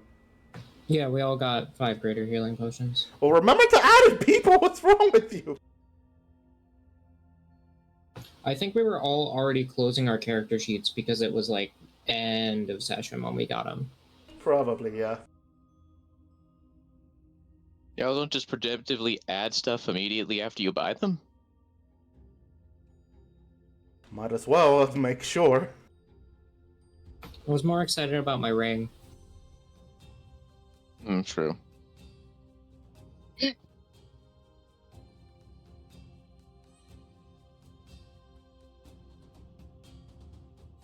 Alright, so assuming he downs his thing for 16. It's a +4, right? For greater? Yeah, it should. Yeah, he said yes. Alright. Alright, so you take a swig of your potion and you're standing up, and Asumi decides to say, I can do this all day. And he, as an action, he throws a potion of healing to Claire, which I'll allow. I'm unconscious. I can't drink it. He's doing this Baldur's Gate 3 style. Sure, yeah, like you could freestyle it right into her mouth. No, like Baldur's Gate 3, where if you throw a potion, it breaks, and then the healing juice heals them. Yeah, so we'll count it as that. There you go. Baldur's Gate 3 strats. Let's go. I'll allow it, because either way, some of them is going to fall in her mouth. Might be some glass, but it'll work. Why you gotta say it like that? Alright, so he healed you for 16 also. So, Claire, you're up of a sort. The Inquisitor simply just allows this by looking at him and goes, oh, allies being saved. And then he goes and attacks regularly for a 12, which fails. Heroic Inspiration. Okay, go ahead. Use your Heroic Inspiration. And sorry, but that fails still. He rolled a 13. With that ends his turn, and it's Thimble, it is your turn. Alright, well. Since Claire gets healed by the healing juice, I'm going to finally use the advantage she gave me. So I'm going to go up to him, and I'm going to attack his staff again. Go ahead. Natural 20 for 28. That hits? Oh, really Yes, hard. I'm also going to be using the Vengeful Blade that I have saved up, so get ready for lots of crits.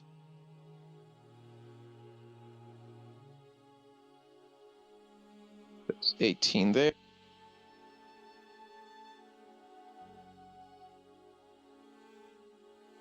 $34 there. And 9 necrotic from the Vengeful Blade.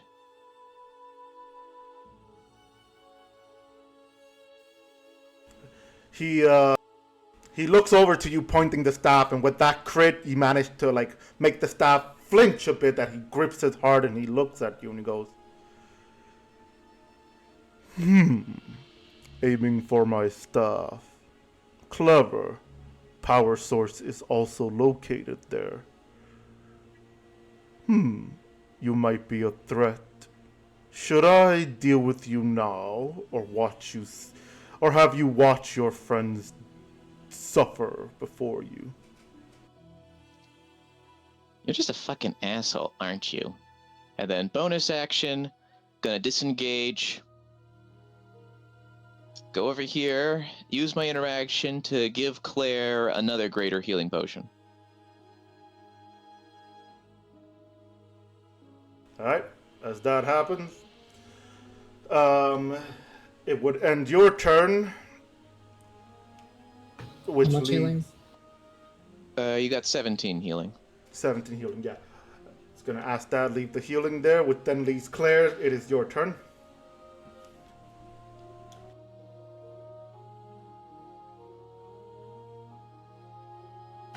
Shatter.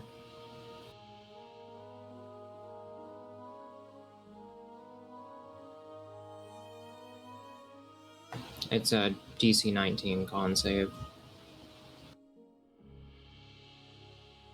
Sorry, it is a 19 what save?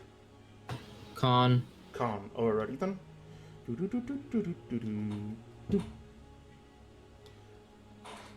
That is a save. Yeah, I assume so. Takes 14 thunder damage, so probably 7.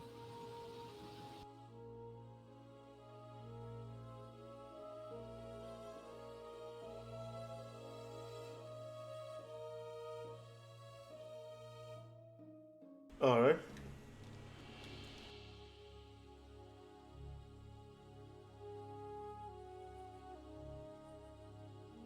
That's my turn. Alrighty then. Give me one quick minute. I'm getting a call from someone. Hold up.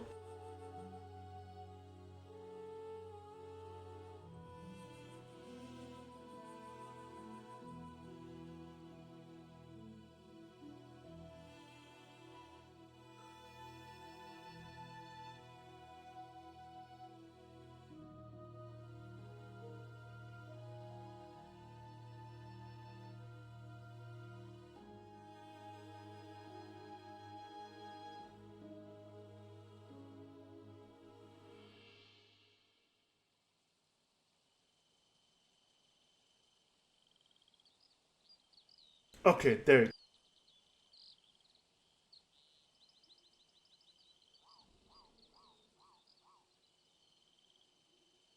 go. Alright. Back, sorry. Alright, so with Claire's turn ending, Beryl, it is your turn.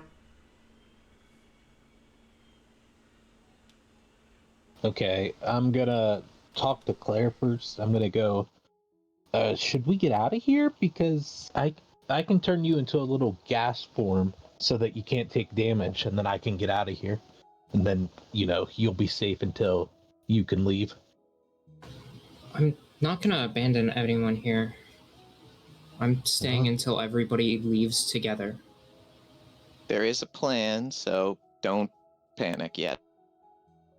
Okay, well then I'm gonna use my bonus action to cast. Hold on 1 second. What is it? Mass healing word. Alright. Everyone gets 6 health points. Not much, and then I'm gonna drink one of my potions. Where are those?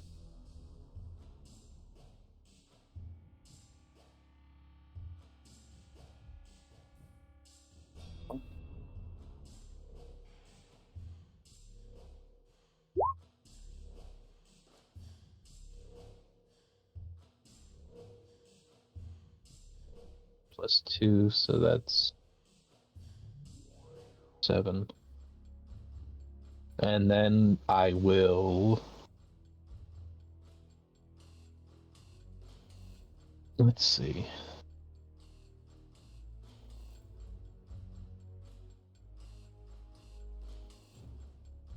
I'm gonna try the cautious brew again. So he needs to roll a dex saving of 14. Alright.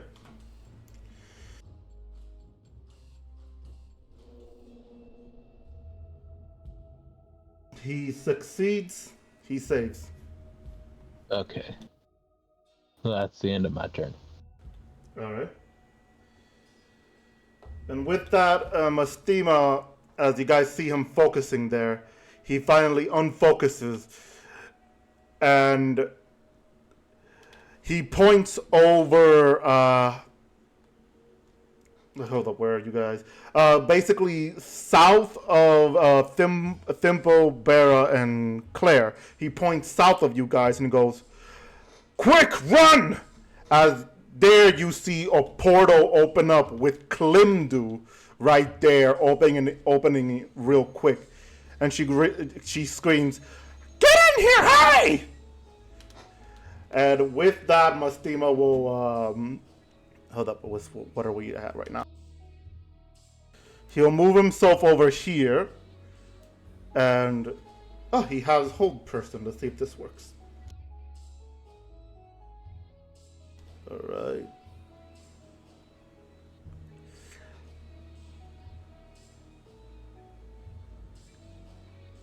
All right. So sadly, the hold person doesn't work. Because then Silver Mastima barbs. tries to silvery bard. Okay. Silvery barbs. All right. And you are lucky because I rolled a natural 1. Let's go. So it works. As he goes on ahead, he goes to counter, not by using the spell, but by to like sort of deflect the hold person.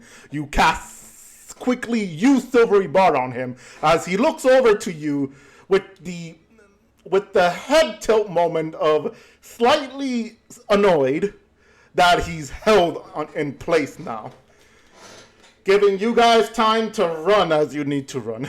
As Mastima then moves a little bit more this way to try to keep you guys safe, so he stays there as a ready to action. Then after that is his turn, which whole person needs a sick. God damn it! Now I'm getting the bad roll. All right, so he's still held. Assuming it is your turn.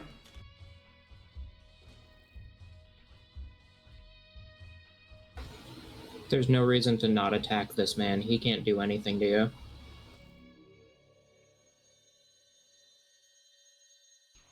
Aim for the staff. Beat the piss out of him on the way out. So assuming he says that he's first gonna go behind him enough to first attack his staff, I guess. So go ahead and roll for the. You have advantage, so because he's held. So have fun with that. Advantage and It's also an crits. automatic crit. Yeah. Let's fucking go. Arma's a bitch. Oh, that's a 27. That's a hit. All right, so that's a 10. Smite the staff. Smite the staff. He wants to use a bonus action for Divine Smite. Which, how much damage would that be? 14. Ooh, okay. A little higher than usual. Just take the staff. Yeah, he's still hitting the staff, I believe.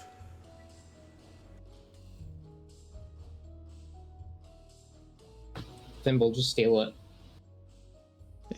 I don't think I can. It's too tightly held. And then he said he's gonna attack once more. No, the staff doesn't break before you ask. Okay, that's the second. Remember, you have advantage. I am going to add the D10 to damage with Violent Attraction. Well, sadly, he misses both attempt. But you said you want It's to from add the a last hit. Yeah, D10. just takes another force damage for fun. Okay, that's a 1. As I can see from the thing, so. Yeah, just one more force damage. Alright, well, that works. And then he goes on ahead and he says he makes his way to the portal. Alright. So that's him right here. Show the audience, and then he's gone. Alright, so he enters and then he just gone. That leads to Thimble, your turn. Okay, so I'm gonna switch my rapier for my dragon dagger. Gonna go up to him. Use a charge from the dragon dagger to attack twice with advantage. All times going to that stupid fucking step.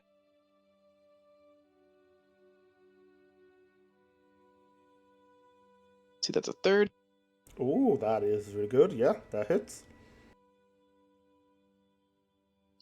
25. And both are criticals, so... They both hit. And one gets sneak attack.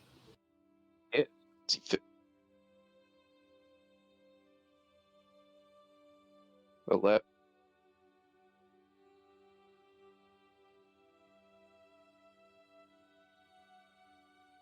Give it a second, it's loading. The rolls are stuck. 32. Wow, okay. And yeah, so that's all the damage that's going to be happening from that dagger attack. The staff still looks fine, but you can see the damage that you're putting into it is severely weakening enough that some red lightning starts like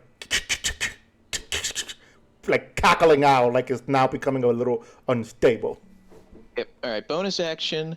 I'm doing my mage hand again, fucking with his circuitry. I Okay. assume advantage since he's held, right?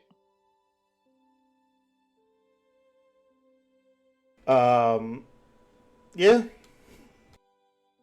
21. Alright, that is still messing with the circuit. He can't do much about it. He's literally just held in place there. All right, now with my remaining movement speed, I am running away.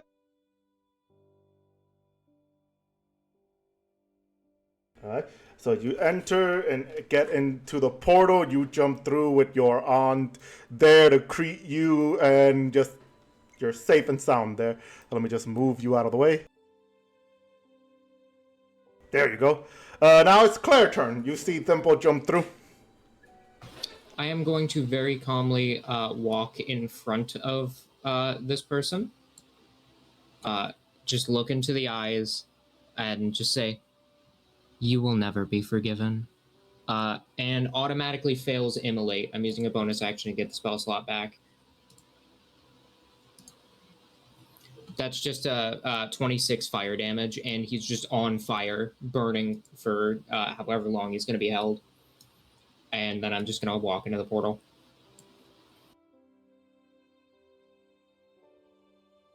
Alright. Mastima sees you do that, and he's just slightly impressed, proud even, that someone is able to do this, and probably understands why a certain someone feels the way he does with you. With ending that jump into the portal, Bera, it is your turn. Well, I'm just gonna attempt it. I'm gonna use Thorn Whip on his staff. I'm gonna For your try advantage. just gonna try to like yank it out of his hand, see if I can. Just for fun. Oops, I didn't roll my advantage.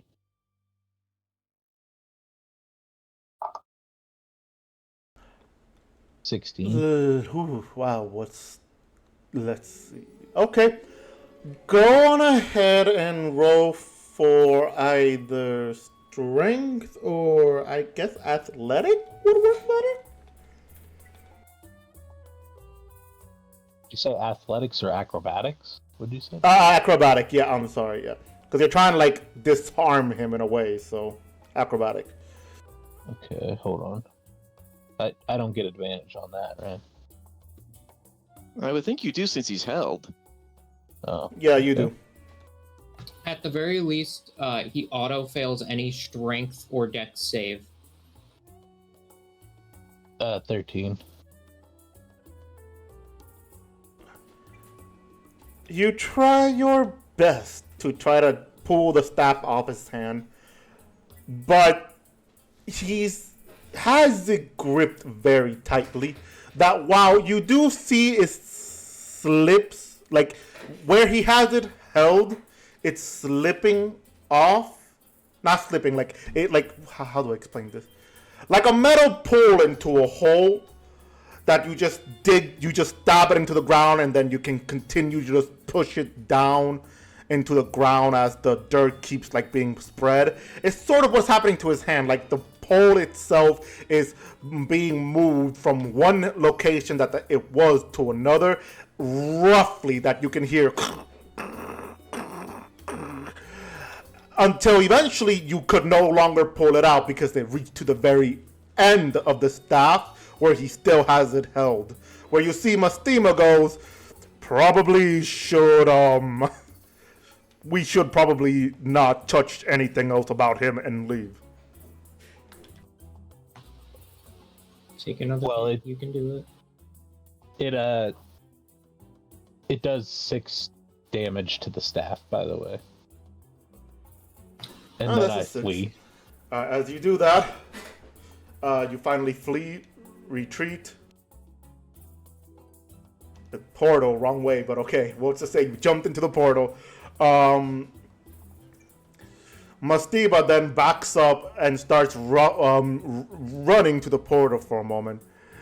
Before eventually, as you guys can still see it from the other side, the Inquisitor breaks free, looking at his staff, and then just... I can still see him from this side? I can still see him from this side, you said? Yeah, you can still... Silvery barbs. Alright, silvery bar for that.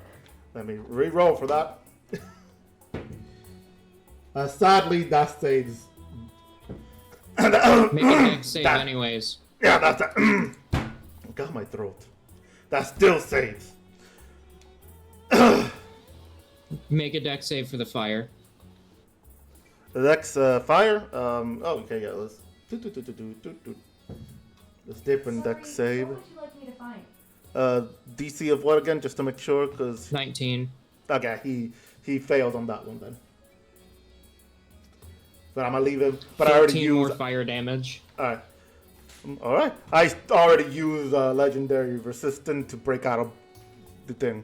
For the fire damage, let me just. Alright. Alright. With that, he basically breaks free, looks around for a moment, looks at the portal. God, this hurts.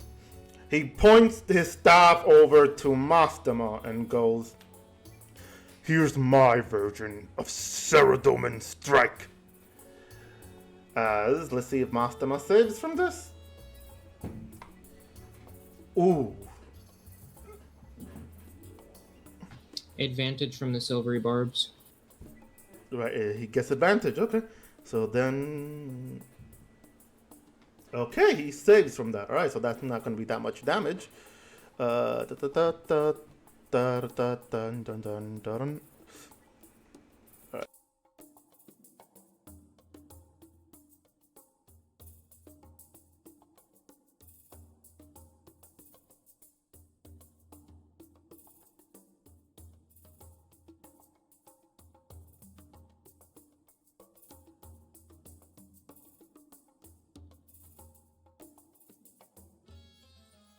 Alright, so as Mastima hears that, as he turns around real quick, thanks to your silvery bard, he has the advantage on the save, which he succeeds, and he goes and he puts his staff in front of him to make a quick magical barrier before the spell hits him, sending him through the portal, as this ends the combat here.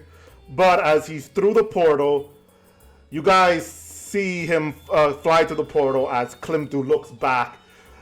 As the Inquisitor walks over for you guys to be in full view of him, as he points the staff upward one more time with a quick incantation. Well, not an incantation, sorry, for a quick wording in Terragardian tongue, which is almost common, but very mixed with something else. As you understood him saying something around the lines of seeing you later. As long as he's standing in front of the portal, I'm just going to spit through it and just say, "Under my protection." And with that, Klimdu quickly shuts the portal before he could do anything else, as you saw the staff glowing a bit with more electricity coming out almost seeming unstable, but it's almost as if he's keeping it stable as well, as his hand was shaking. So you all managed to notice that the staff was becoming a little unstable for him. And with that, Klimdu closes the portal real quick before she... Quick question. Yes. Can I throw an ice knife at the staff? Can you get a what now? Can I throw an ice knife at the staff?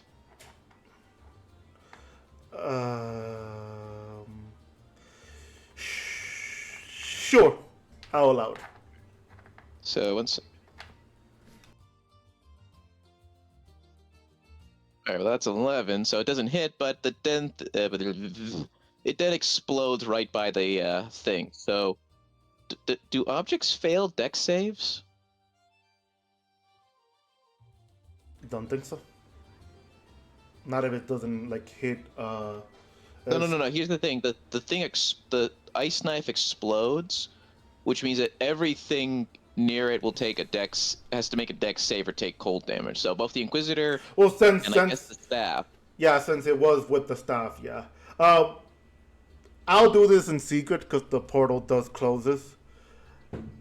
And They technically always fail strength and dex saves. Oh, so it just takes the whole 7 cold damage. all right, so I'll just tell you that. You don't know if it hits him or anything, but you do know that it did land next to him, so you can just assume whether or not. It's entirely up to you. Klimdu then falls to the ground, which she then, not falls, she gets on her knees for a moment because it was a quick open and close of the portal that she needed. Has her left arm sort of just, you hear like a as she goes to she crawls to Mastimo just to make sure if he's okay. And we're gonna pause it right here. Welcome back, Ludwig. Sadly, we're gonna be pausing it right here before we return. We'll be right back, ladies and gentlemen. We're gonna get something to eat, drink, use the bathroom, and yeah, enjoy this 30 minutes break.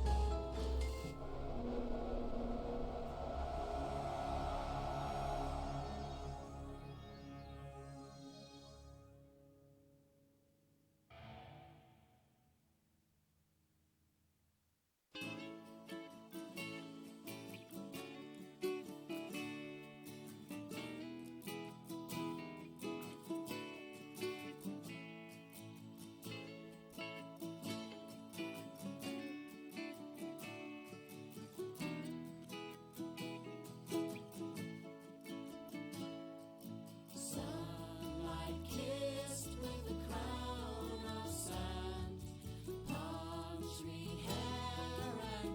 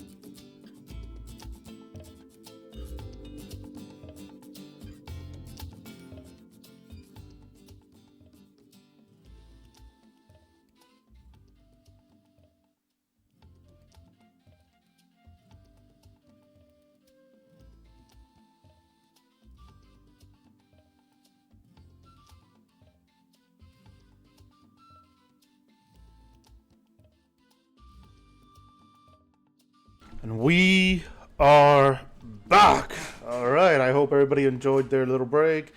Had something to eat, to drink, stretch your legs, and all that. Society activity stuff people apparently like doing. All right. Is everybody here ready? No. Oh, you heard him, folks. That's it. We're ending the session here. You can all blame Rudovic now.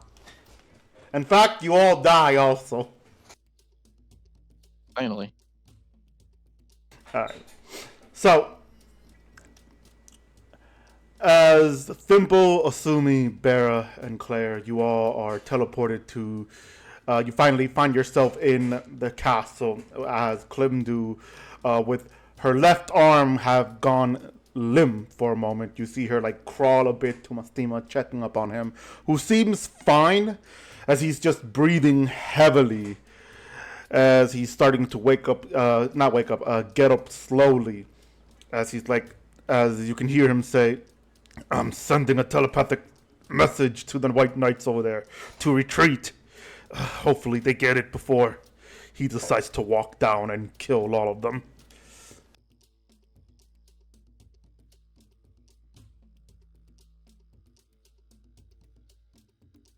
With I that, forgot that they were there the whole time. okay.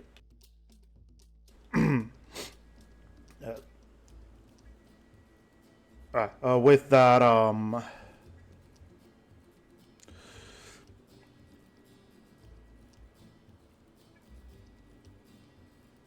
Mastima goes on ahead and just, like, gets up for a moment and focuses as Klimdu goes.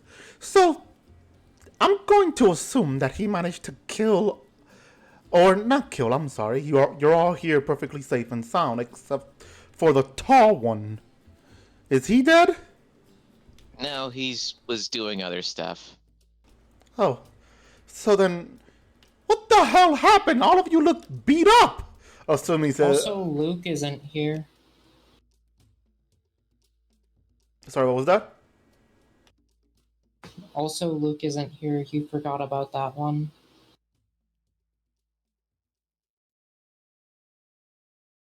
She looks around and she goes, oh, the sunglasses one is missing. He's not dead also, right? No, he stayed elsewhere. Neither are dead. Huh. So I still need an explanation to what happened. Why did you guys think it would be a good idea to go over there? She looks at Mastima, who goes, we thought maybe we could apprehend him since he knew that he was found. And I guess going by the information of him probably being weaker would have probably given us the upper hand. And apparently, even if he was weakened by the slightest, his advanced magic and armor has really put quite a beat down on us. Asumi removes his helmet also. As you can see, blood coming down from his lips on the side of his head, his hair messed up, and he seems a bit bruised. Even though he had armor to protect him, the armor definitely did not absorb a lot of the attack, as he's just like removing it and then just sitting down on, you could see like a nearby chair that he limps over and he sits down and using Cure Wound on himself as he's groaning in pain. And Klimdu just pushes Mastima off for a moment and she goes, my baby! And she starts like giving Asumi some potion. I will be using prestidigitation to clean off the blood from Asumi as well. Yeah, that guy wasn't as weak as we were led to believe. I think what sucks is I almost broke that stupid staff. Felt like it was this close. On my way out, I started yanking it to me with my vines, but he held on to that thing real tight. And unfortunately, it doesn't look like he's going to be letting go of that anytime soon. Mastima goes, "Ugh, I was able to take a lot of his damages myself, but the rest of them couldn't." He puts his, he kind of moves, Mastima moves his hand through his hair as he removes it, and he notices like some blood. And then he puts his hand back up there using Cure Wound on it and goes, "Ugh.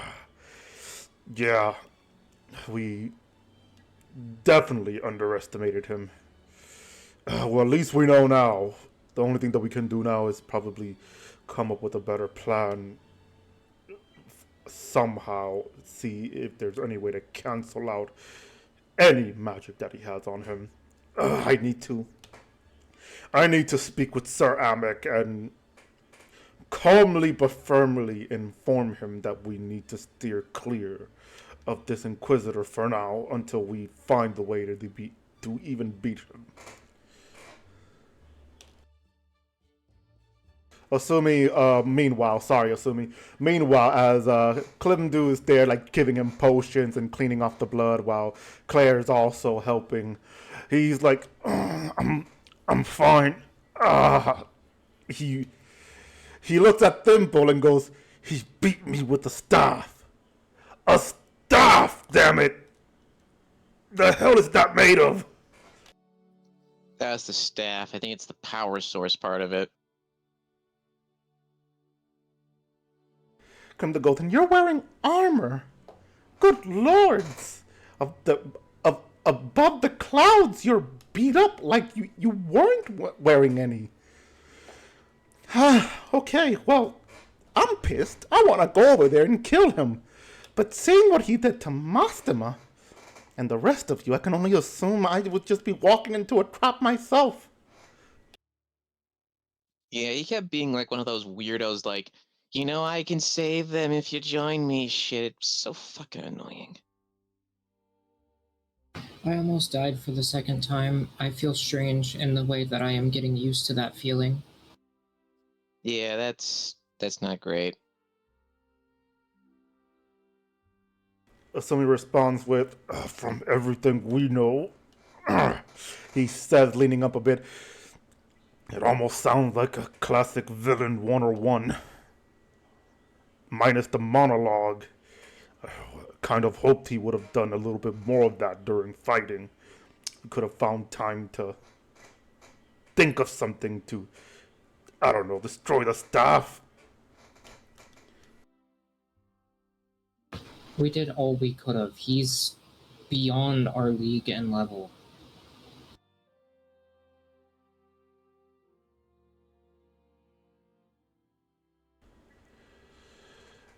Clemdu goes, "Probably beyond mine and my old friends also.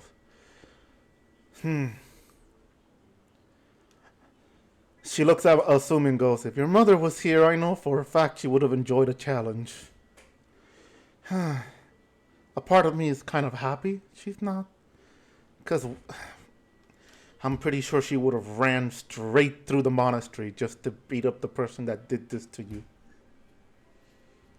And she looks over to Thimble, who did manage to meet her when he was young, and she goes, "You and I both know she would most likely give a really good few licks before she went down."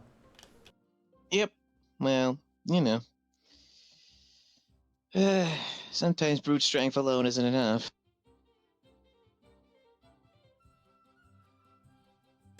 She goes, "All right, let's get you guys to the infirmary so you can heal up properly. Because even magical healing and potions are only enough to mend wounds. You're probably going to need some rest and some bandages to realign any broken bones if you have any." Which, assuming as you're finally starting to realize, you probably have a few broken ribs. And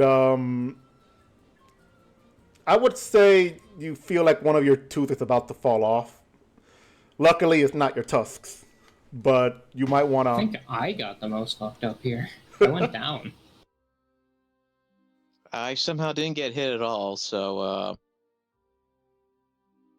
I survived with 2 HP the one time. Technically you got blasted by magic. He got hit by a staff and whacked. Like, I saw his HP. It was at 2 before it was his turn. He almost got downed as well. But yeah, meanwhile, since everybody here is fucked, obviously, everybody here is fucked.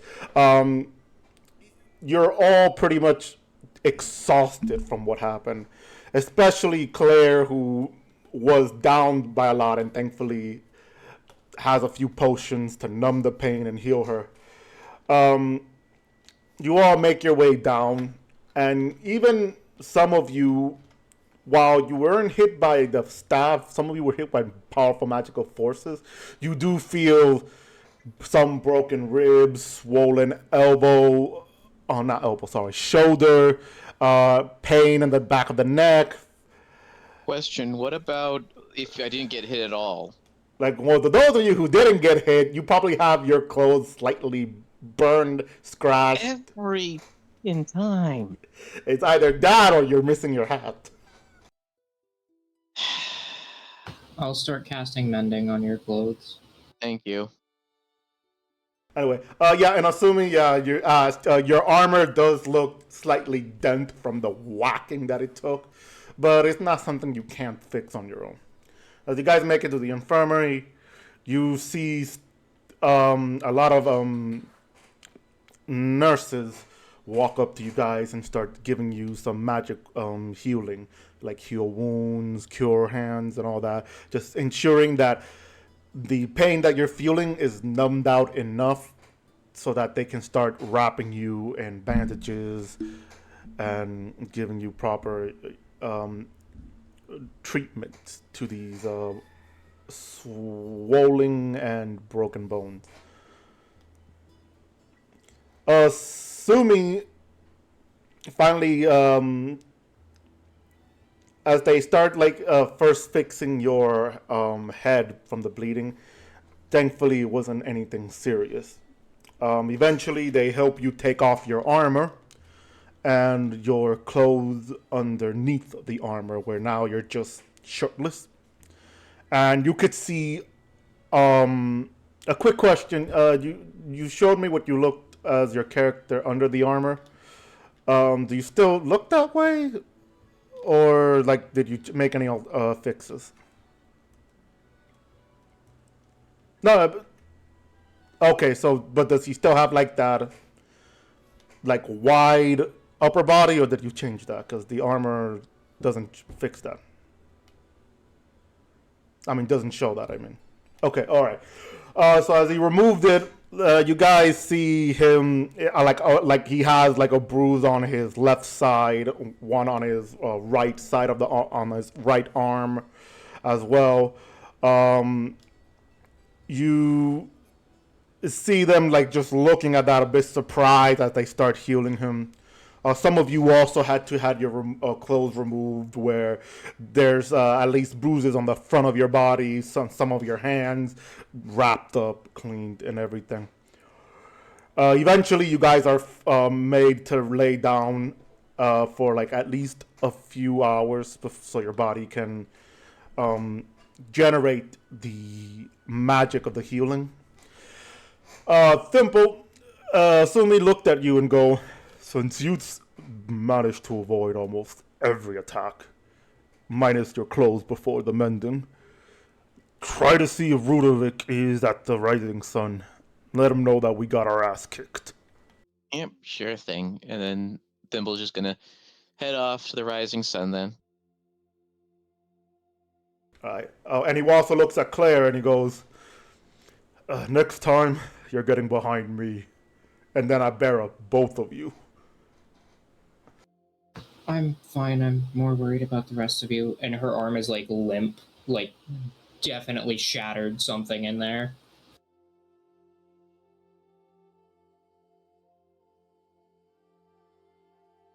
Yeah, this has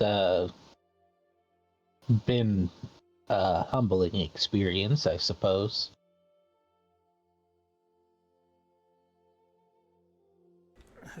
He chuckles and he goes, "Ugh, I'm pretty sure I have more things shattered than I even want to admit."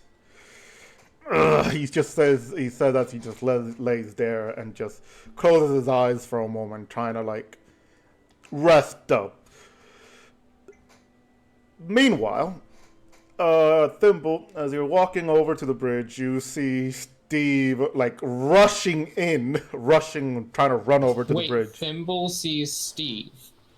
No, you see Thimble Yes. and Steve. Thimble, you see Steve rushing over as he stops in front of you. He goes, Thimble, how's Asumi? I heard what happened. Still wrong people.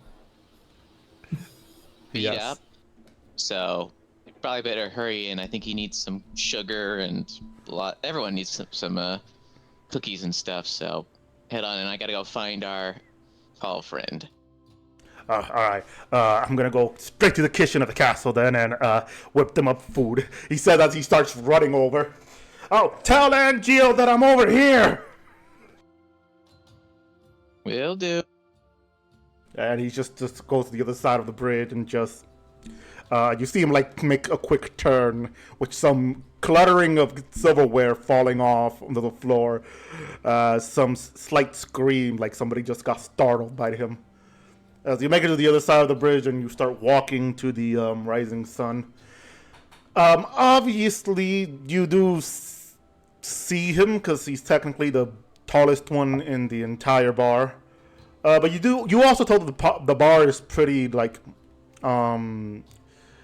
it's packed with a lot of adventurers and but you could tell also mercenaries. Oh boy, fancy. I have a feeling that Rudy is probably just very much standing up. Standing out because he's so freaking tall.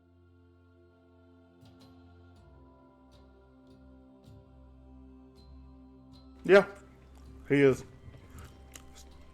I want to sneak up right behind him and then take a seat. Continues drinking beer. Sup? What? Thimble. You are a good friend, but do not sneak up on me like that. Next time, you get punched.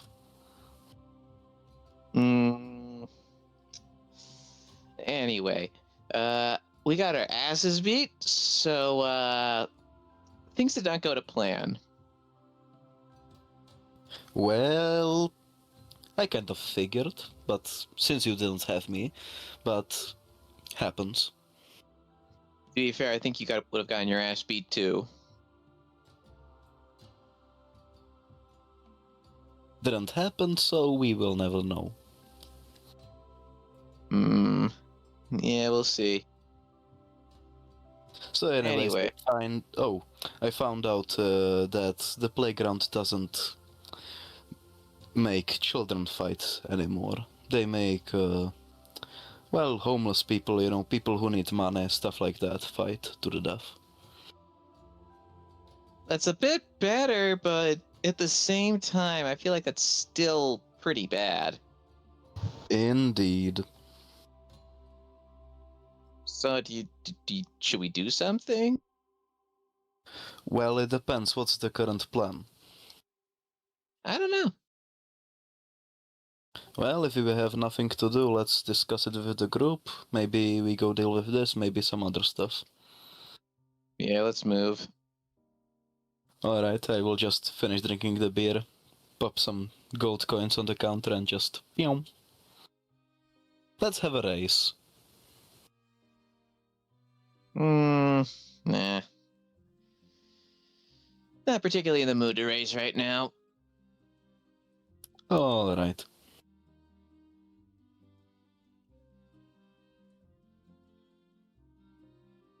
We probably go to the castle, right? Yeah. Alright.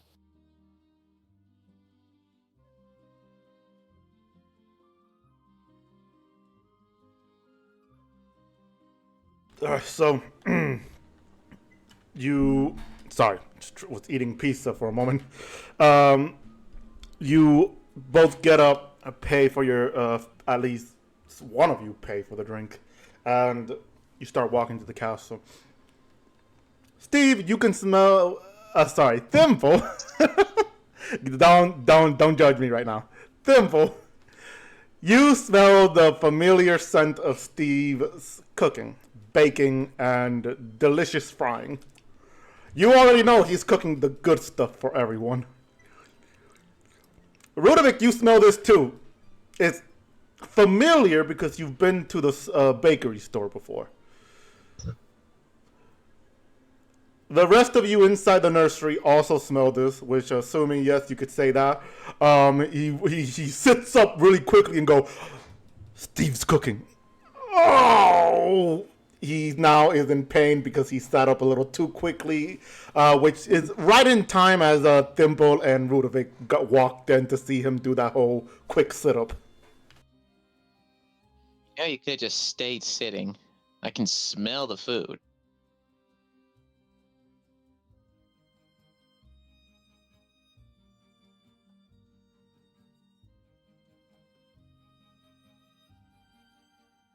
Assuming it's just holding on to the side and goes, yeah, I'm afraid if I lay back down, I'm going to break something else.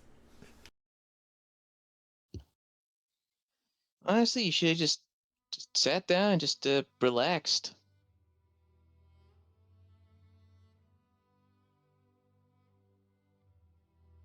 He goes, in my defense, I didn't know he was here. Just relax. And he looks at you, Rudovic, and goes, did you find what you were looking for? Yes, I found out that the playground doesn't work with children anymore. They make homeless people and people who need money, who are down on their luck, fight.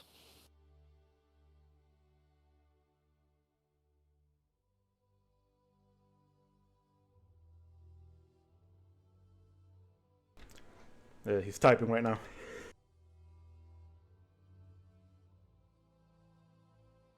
He responds with, if I wasn't so injured, I'd get up right now and say let's go, but we are pretty beat at this moment. Yes, take your time to heal. We probably still need to come up with a plan, so take your time.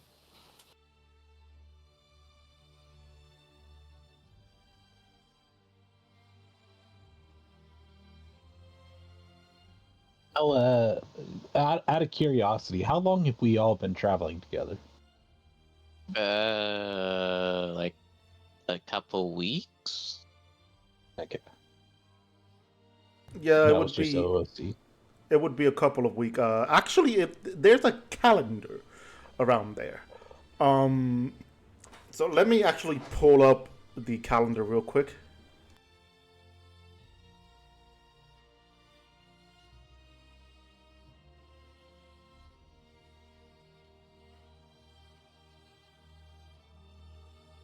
So just an FYI to people who don't know RuneScape calendar, it is fucking long, and it only has 10 months, with the days in those months going from as long as 39 to 40, depending on the month. So yeah, looking at the calendar, you all remember being there at least a day after Christmas, which was Wintumber, somewhere in the last week of Wintumber. And now it is Rentra, the month of Rentra. You are right now on day, I would say day, crap, if I'm doing it by a few weeks, yeah, it would be about day 15, 14 or 15. So just a few weeks then. Or yeah.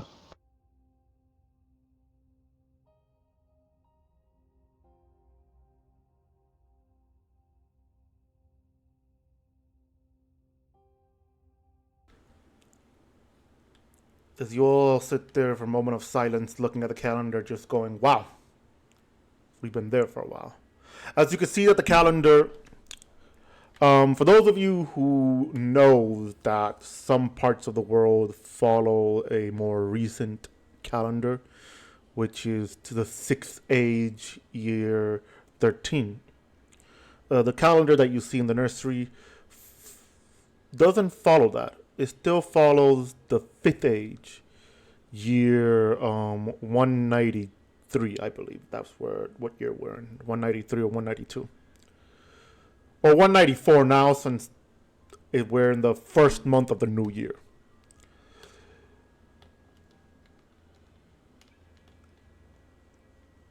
As the silence for a moment, as you're looking at the calendar, you see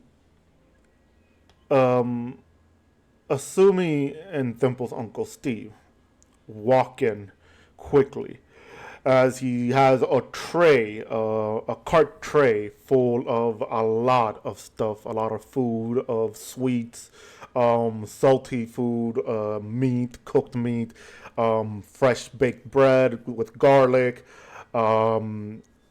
cakes, all of the things you can imagine him eating in a feast is all there, as you can all smell how good it is. And then he goes, all right.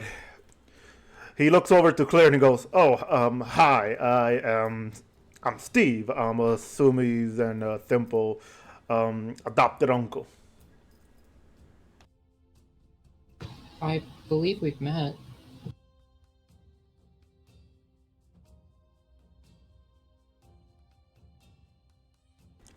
We did. He squints for a moment and goes, oh, yeah, we did. I'm sorry. I'm a bit worried because my boys got terribly injured. He looks over to the Thimple. Never mind. My boy got terribly injured, he says, looking at Asumi. Who goes, I'm fine. I promise. But I You wouldn't. say that and your whole back snapped when you got up.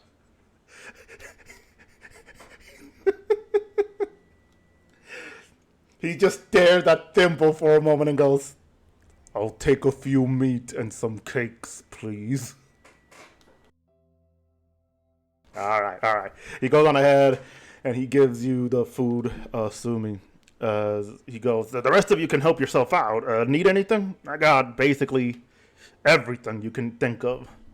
I take time to making sure my friends are fed and family.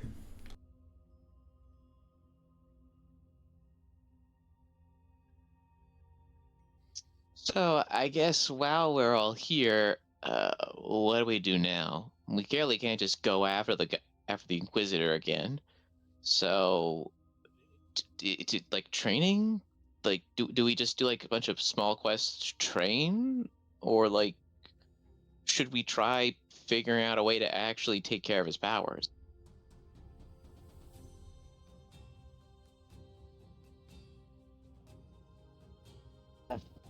I think training is a good idea. A bad idea. So I guess we should probably do what's it called? I guess we should probably look into the whole well, once everyone is physically able to, the playgrounds thing. I mean, that might be a good little training adventure. Yes, that could work. Asumi responds with, we could also head over to Taverley. With what Miss Hasling told us, we could probably go on ahead and find some weakness with this Inquisitor if he has some sort of hideout there. We could probably check that after the playground, since the playground sounds to be like a thing we can do now, and then we can start going to Taverley.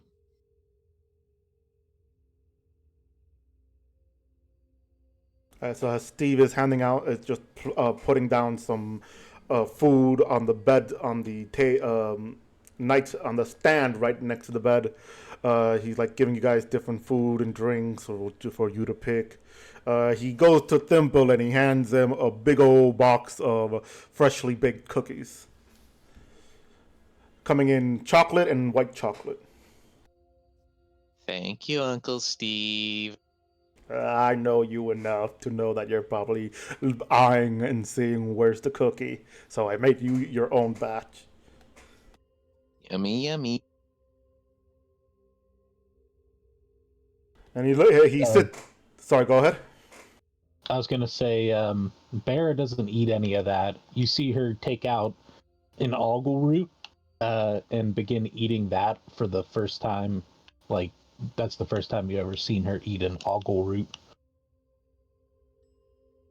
Steve squints for a moment and goes, I think you should probably not only eat that, you're gonna want more nutritions and proteins, you know?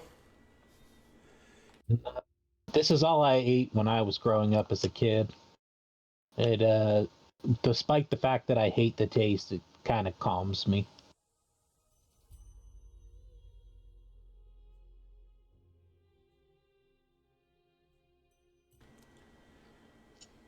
Steve Anyway. looks. We could head to Draenor and see if we can do anything there, and then cut south to the Wizard's Tower.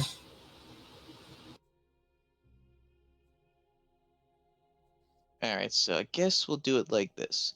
So we'll take care of the playground thing, loop around to Taverley to investigate there, and then start making our way to the Wizard's Tower.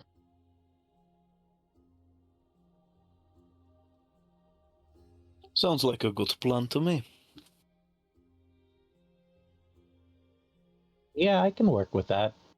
Just to be aware, I don't really commit to things longer than a year.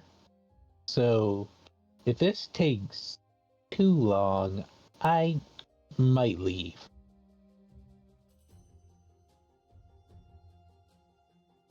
Okay. I mean, we've only been here for like a month. I know, I was just giving you a heads up. Alright. Asumi responds with, "Why though? Were you planning to do something important before the year?" No, I just never commit to anything longer than a year. You know? Live in a city or live in a city for less than a year. I dated my troll boyfriend for less than a year. Things like that. I just don't go longer than a year. Never settle down.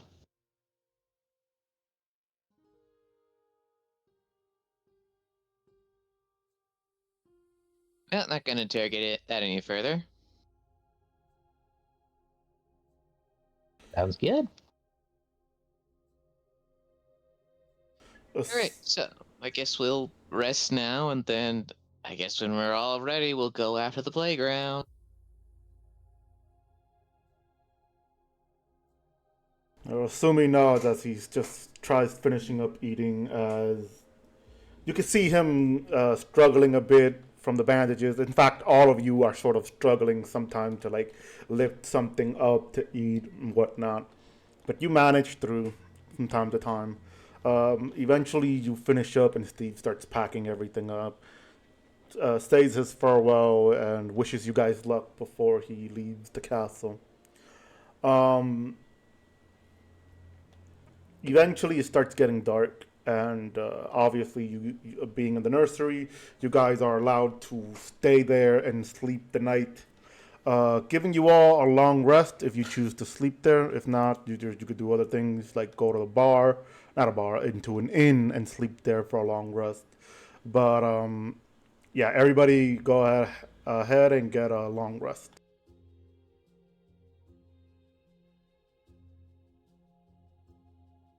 And after that long rest, the morning comes as you can see a nurse walk in, lighting up the torches within the room.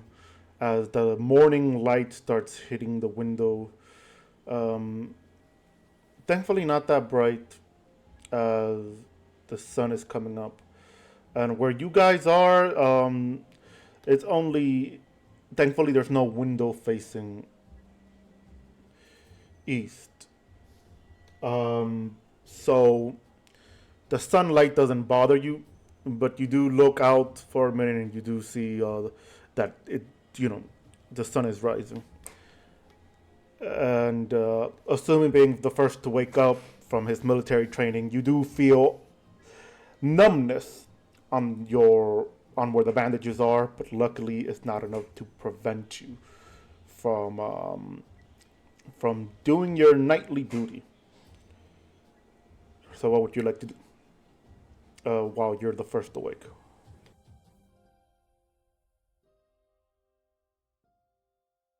All right, so he says he does some stretches, or some quick stretches to where he can, while wherever it hurts him, I'm assuming he stops. If not, he keeps going to try to get his body used to the pain, and then he starts putting on his armor. Assuming you realized you left your hood, cape, and scarf over there.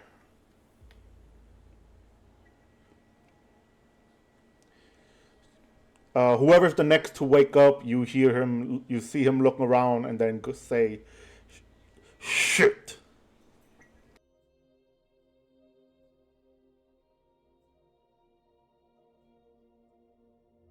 So Wake up You and can I borrow. sorry. You can borrow my cloak if you need.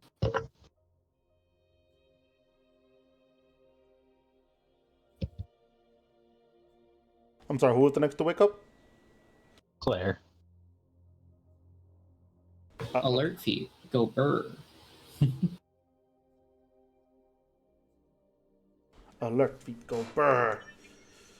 As you look at Asumi, he looks at you and he goes, "I left my scarf, cloak, and hood over there. I'm gonna have to get a new one."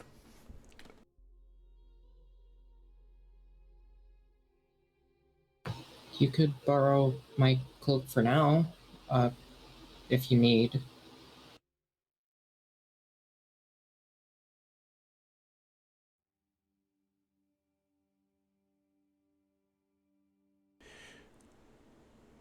He looks at you with a smile and goes, "No, I'm fine. I just in case it gets even colder one day, it's better to have it in preparation." Yeah, you wouldn't know how cold it is, but if you want, you can if you want to get closer to a window and check, you could probably put your face outward a bit, because remember, the bad defenses of this castle is that there's no glass in front of the window. There's no way to close the window or anything, as far as I know from the lore and story. The window is basically Saradomin star shaped. So yeah, you do that. Okay. So as he tells you this, Claire, he walks out real quick and he sticks his head out a bit, and it's a nice breeze.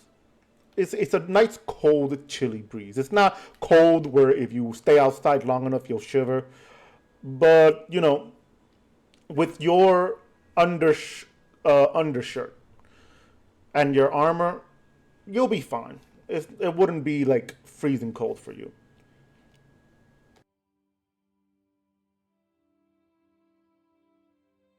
I think I have a new set of scars. I highly doubt they'll be the last if we keep this up.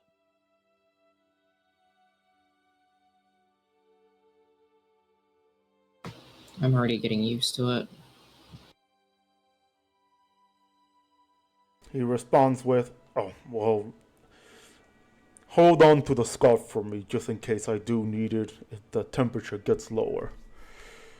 And he looks over to Thimble and goes, "We might need to do some regular clothes shopping in some sort of future where we're not too busy." Yeah, prob. I mean, I think there's a place in Taverley that probably sells some nice scarves. You know, locally sheared sheep for the wool and whatnot. So you could probably get it there.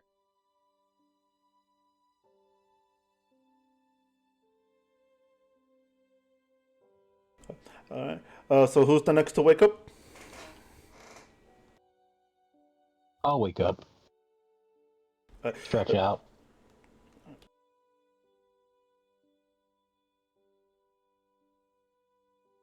As you wake up and you see everybody talking about going clothes shopping at Taverley.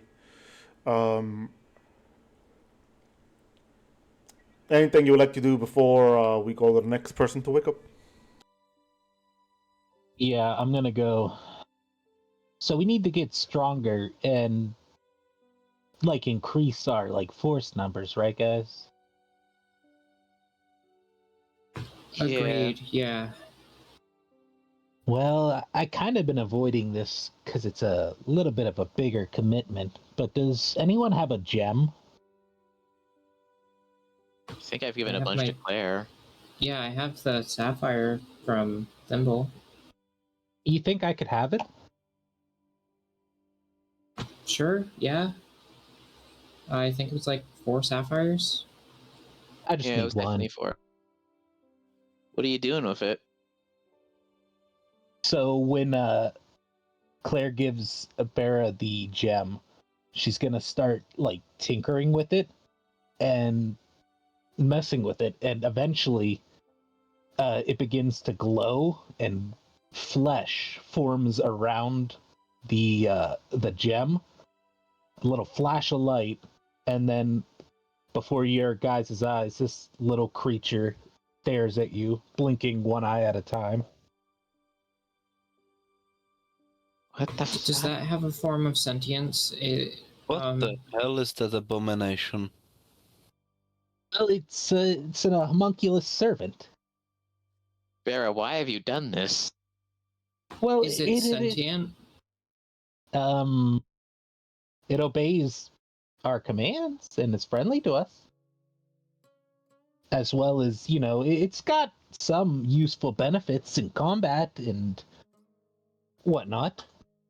This just bolstered our forces. So, is the reason you've been trying to avoid this because gems are expensive, or because it's terrifying? Well, I mean, assumingly, I need to take care of this thing. Vera, you just created life. Yeah, that's kind of why I've been avoiding creating some sort of life form. Then why did you? You just said we needed more power. I mean, I I didn't. have my familiar, but that's. I feel like this is like a step further. This is a horrifying mean- monstrosity. What? I mean, I made it cute. He, Okay, we have different standards then. so he's just staring at it like, I can't stop staring at it, and it's blinking weirdly, making me want to just keep staring. I mean, it's cool. It's gonna help us out in combat a little bit. I actually have a great idea for what we should be doing. What's that? Not sue me. Let's not dwell on this. Let's go do quests, get money, and try and buy more magic stuff. Yeah, that's a good idea. I'm just gonna pretend I never saw this thing, and Rudy, let's go find this playground and beat the shit out of people. Yes, let's do that. Yeah. Let's go.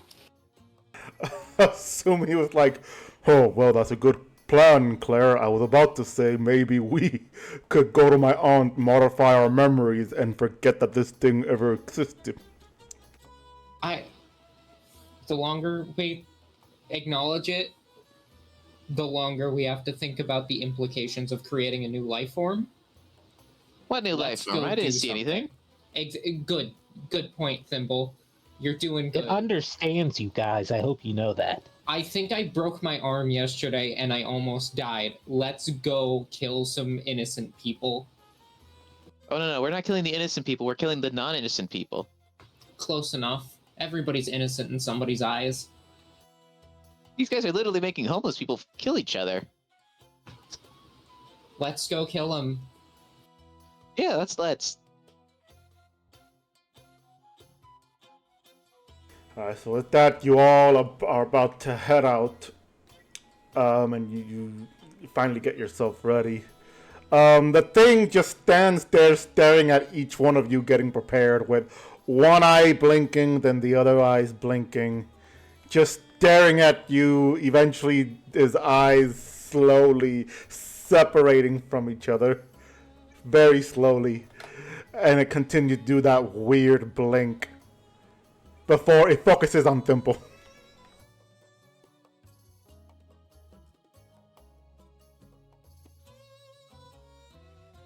Keep walking, don't acknowledge. Keep walking, don't acknowledge. What are we ignoring? I don't remember anything. Let's go. So as you guys walk out, it starts following behind Bera, doing like its... At first it looks adorable that people look at it and go, oh, until they notice the blinking eye and they're like, ugh. When it starts wobbling behind Bera, eventually you guys are making it past the gate, making it past the bridge before, assuming you hear Sir Amic calls for you.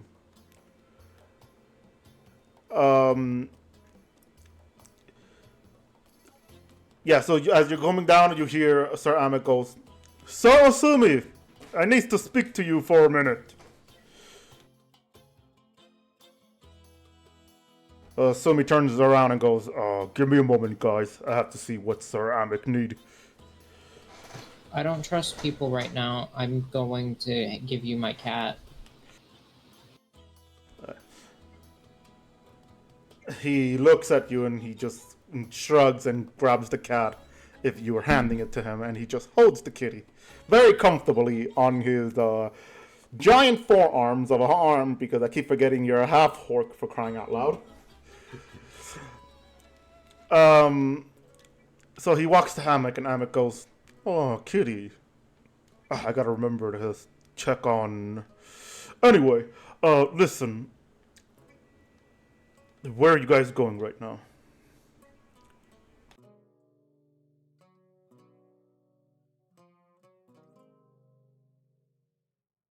He responds with, we're going to investigate some underground fight club.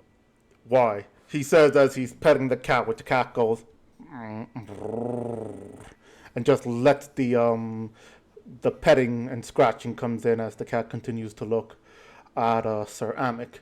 And Amic says, alright,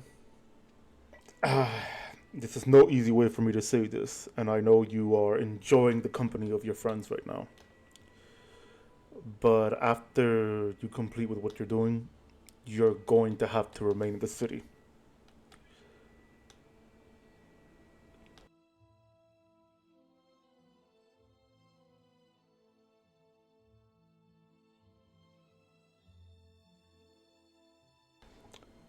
Asumi goes, Sir, why? Am I in some sort of trouble? No, you're not. But talking with Sir Vivian and other high-ranking member of the Knights, with this Inquisitor being as powerful as he is, we might have to consider the possibility that he could attack Folador at any given day.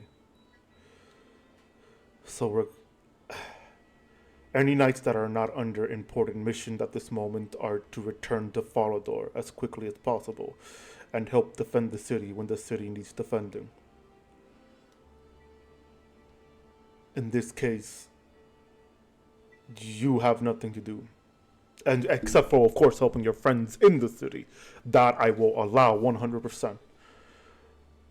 But you cannot go outside of the city, Sir Asumi. I'm sorry.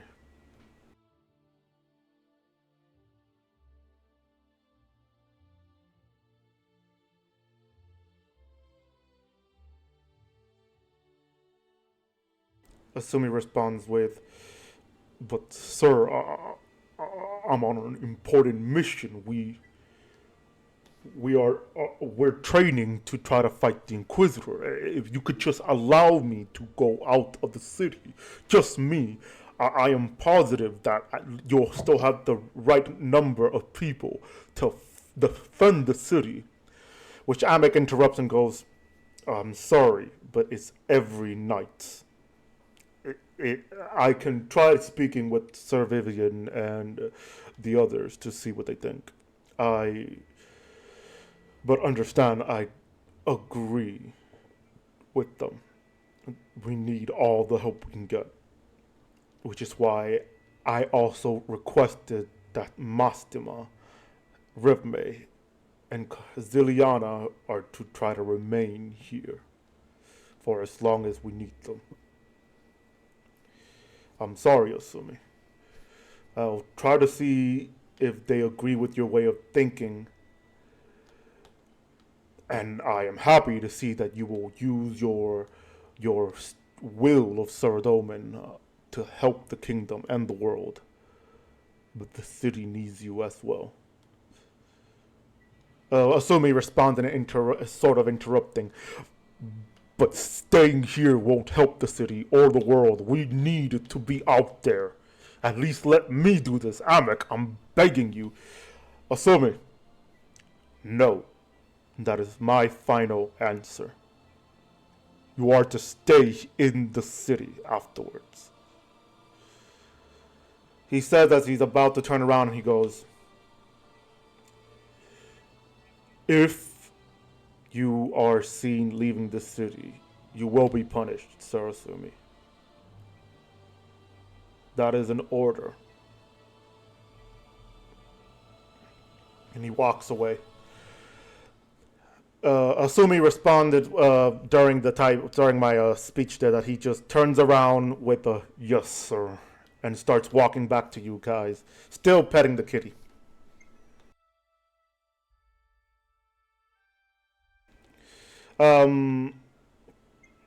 Claire, are you able to see and hear what was going on, or just see? Yeah, she could see and hear everything. If everybody kept walking, she would hold on to probably Rudovic. Do you wanna tell the people, everybody, what you heard and saw, or do you want to let Asumi do that? That's his private stuff. I'll keep quiet.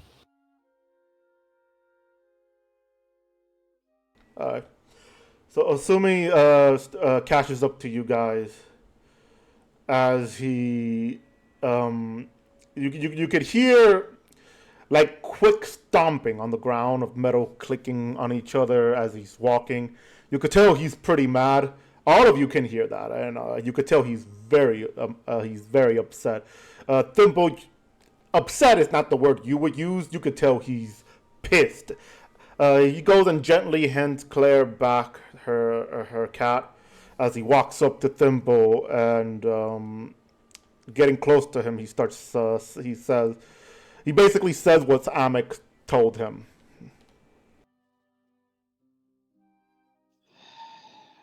Why do they always do this shit? It's like, yeah, let's amass all our forces in an area so that way the overpowered Inquisitor can just blast them all in one shot. Brilliant plan, Ceramic. Just have everyone turtle up. I'm sure that this never backfired before ever. Everyone fucking thinks that if you just hide in your castle, you're fine. You're never fine just hiding in the stupid castle. He adds, "I'm thinking of leaving the Order. If this is what it takes to continue trying to save the kingdom and the world."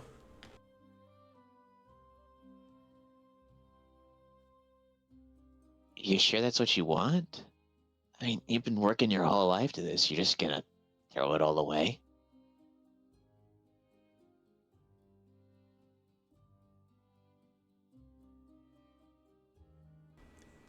He responds with saying, "It's either that or obey orders. Stay here. and probably, like you said, get blown up in one spot.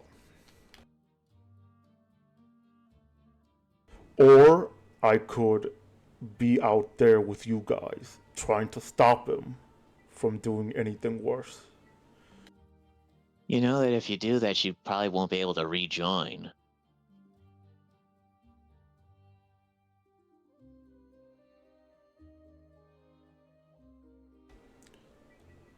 He's silent to that response. You can look up at him for a moment and you can see he's deep in thought, thinking for a moment before he responds with, worst case scenario, I start a new order. Have you all join it. We call ourselves the Grey Knights. I hate you. I hate you for that.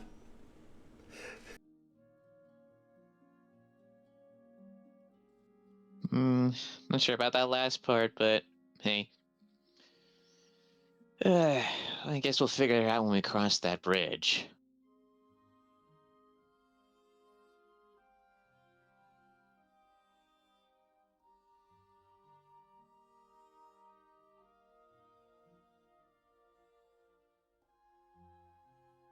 As you guys continue walking, so yeah, Rudovic, I would assume that you're the one leading the group.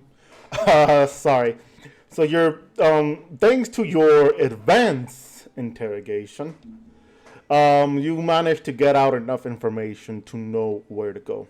As you're heading to the west side of the city and you're still following the road, passing the park completely, you make it to the center of the west side of the city. As in the center, there's a fountain. And the instruction was clear. There's a building southwest of the fountain with a marking that can be seen on the door. That marking is where the playground entrance is.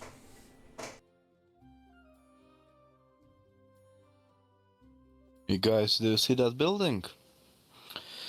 Let's go there. Alright. So what should we expect from the playground? A bunch of scumbags? I mean, we see a lot of those, but like a little more specific, maybe? I don't think I recall anyone using magic, but that could be I just didn't meet them. Most of the guys that I met were, well, just like me, people who punched other people. Did they get big like you do? No.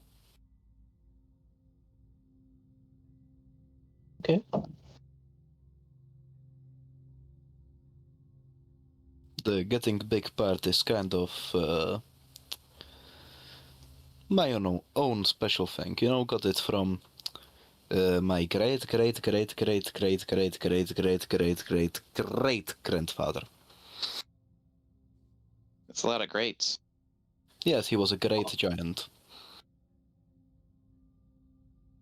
All your family members been able to go big?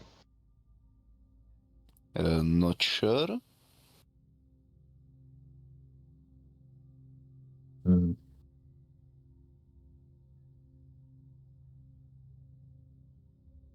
Alright, I try to open the door. As you go, the door is locked. I fucking kick it. You know I could just unlock it, right? As you go, before you kick it, you hear him say that. Do you want to have him unlock it, or you want to try to kick down the door? Go for it. Alright, here I go. Sleight of hand time.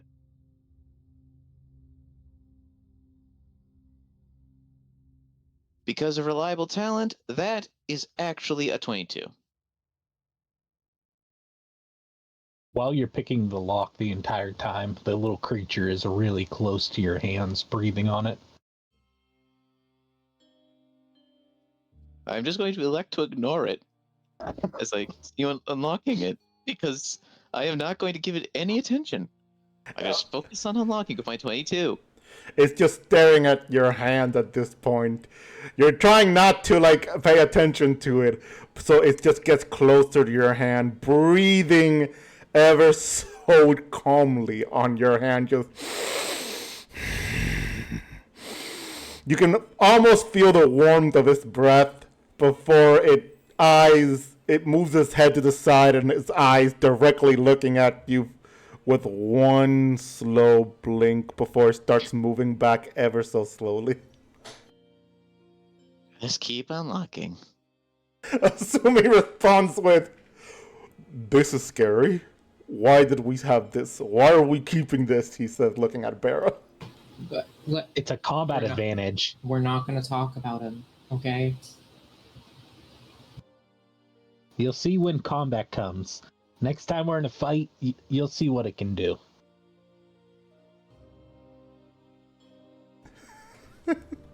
With that, Door. yeah, sorry, so Thimble, with that, as you finally have that thing move away from you, you give a slight sigh of relief because, good lord, that was... You hear click! The door is unlocked. All right, now you can kick it. I kick the fucking door. Sumi was about to stop and say, "Wait, maybe we shouldn't." Bah! The door's kicked in as he goes, "Never mind." He basically is letting it happen. He wanted him like have a comedic part there. So he goes, "Never mind," as the door's kicked in. As you all look inside and you see a few people just looking back at you all, very confused at the door being kicked in. It almost looks like a normal household. Pretty these guys? Have? No. Did you see the marking on the door? It's specifically this house. Unless... Oh, maybe the guy I got information from was lying. Or maybe we should turn all this house upside down, see if there's a secret passage to the underground. Assuming wants to interfere real quick and walks in and goes, "I am Sir Asumi of the White Knight. I'm only going to say this once. Where's the playground?" I'm going to just like hover up behind him, outstretch my hand, and a little ball of fire appears in it. So then roll for intimidation with advantage. He says thank you, by the way.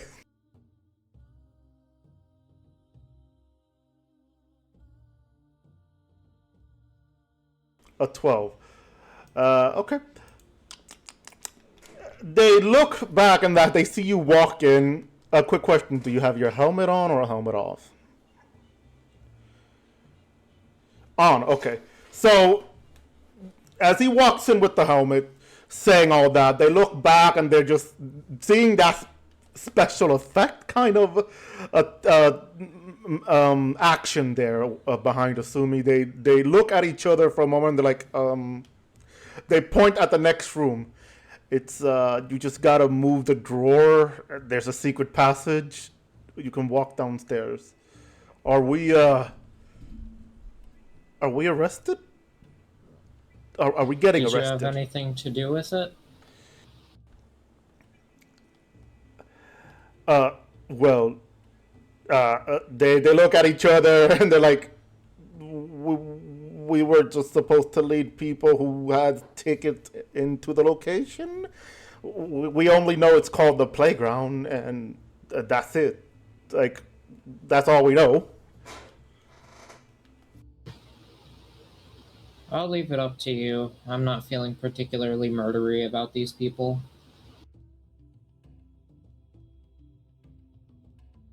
I believe that you are still an accessory after the fact, because what you are leading them to is illegal, so we will arrest you later. Stay here.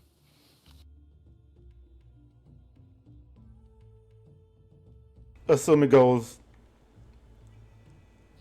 turn yourself into the guards, and I can let them know that you helped us because of the goodness of your heart. He says as he starts walking towards the next room, and they're like, okay, sure.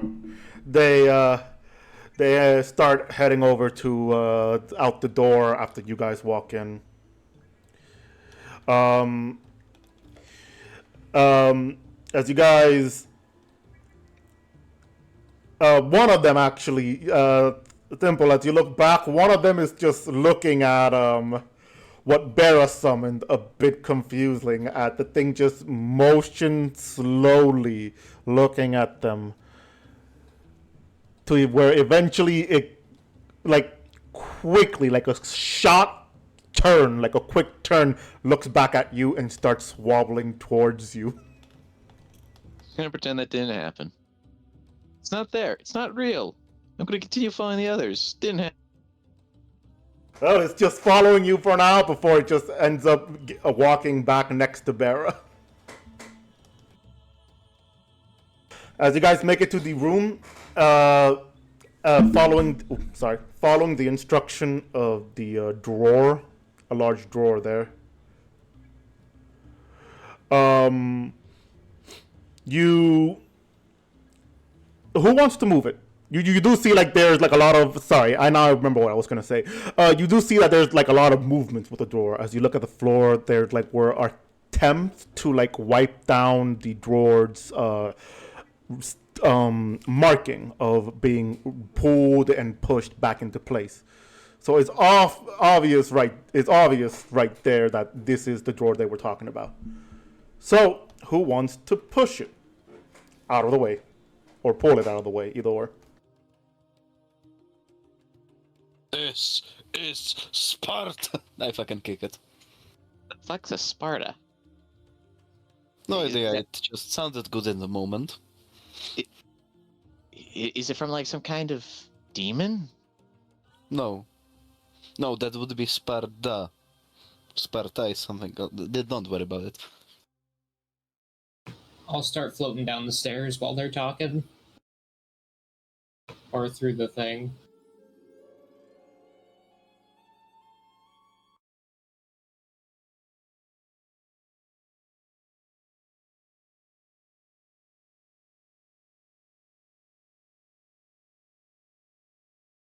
So, anyways, I kick the bloody door, DM. Alright. As you do that, it's pretty much just moved, kick door in. The door just breaks open, and yep, there's a like a little open passage there, pretty empty. And there is a stairs going downward. It's not that dark, as you can see that there's torches lit up for going down, and it's, I would say there's about 20 to 25 steps, so it's not that deep that you can't see it, the very end. But obviously, if one of you if one of you were to accidentally trip and fall, you might end up getting really hurt. Wink, wink, nudge, nudge. I'm gonna put dark vision on the people that can't see in the dark. My vision is augmented. Level 6, going dark. Yeah, well, we have an I orc. think just me and Rudy now. Yep. You're the only ones who picked pure human. Even my creature can see in the dark. What, Oh my you're God. human? Even I'm a Goliath. you mean to tell me that, like, a horrible-eyed looking blinking thing that you just posted, which I gotta share with people very soon, can see in the dark? Yeah, up to 60 feet. Something. Too many 5e things have or dark vision. Something. Cats I kick the bloody creature down the stairs. Cats didn't have dark vision until 5.5. Well, that's fucking stupid.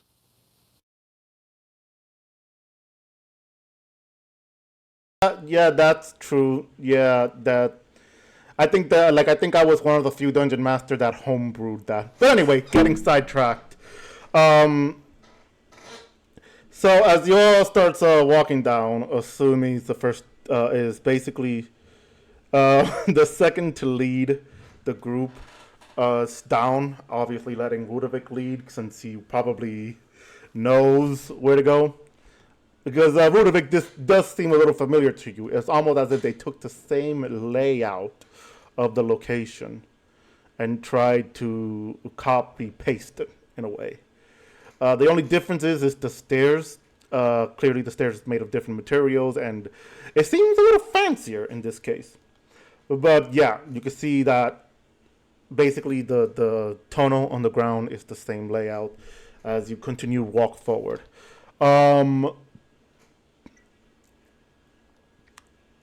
Let's see. About 30 feet of walking, there is a door in front of you, and you see a guard there as he looks over to you guys and goes, "Hold it. I don't think you folks are supposed to be here unless you have tickets." He looks at Asumi and goes, "Which I would be convinced you're lying if you did." Good meeting you. I cast Gravity Sinkhole. Goddamn.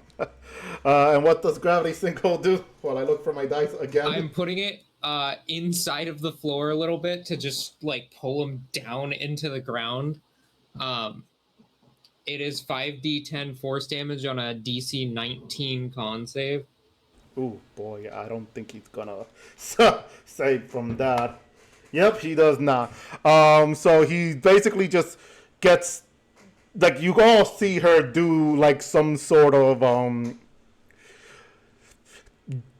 force motion that she just points that and then just moves her hands down. And the guy goes, "What the fuck?" Ah! And he's 37 force damage. And how much? What was it? How much damage? 37. And with that, the guy just goes, "Ah!" He looks. Did I kill him? Yeah, he's still alive. He's just very stunned at this moment. Like, he's in pain. He's almost dead. I will say that. He is almost dead. Pocket sand.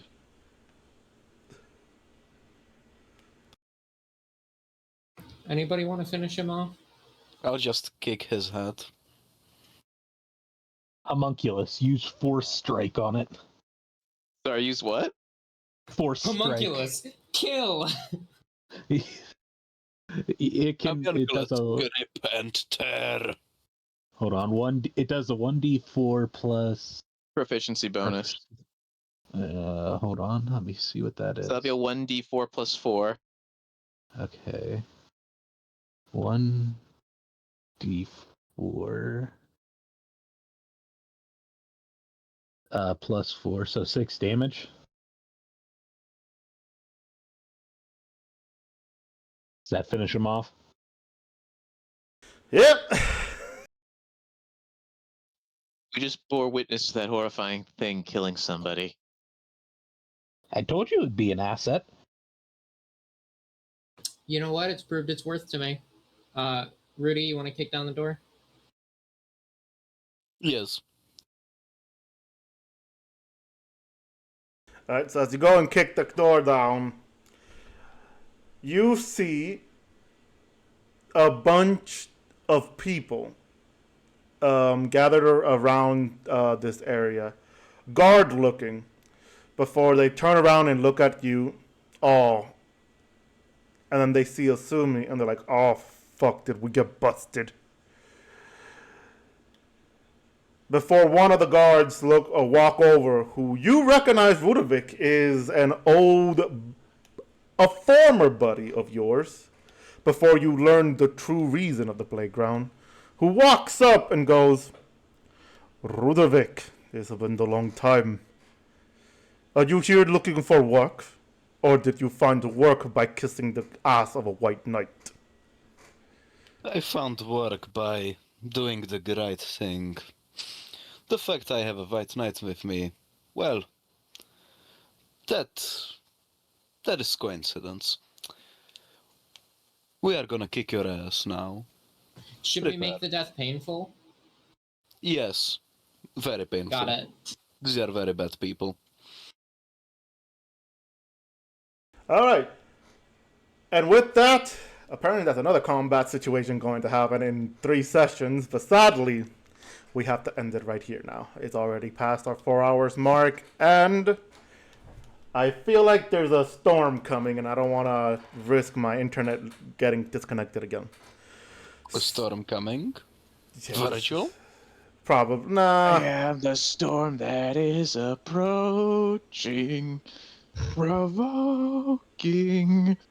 All right. Anyway, thank you everybody at home so much for watching. I hope you all enjoyed the session today.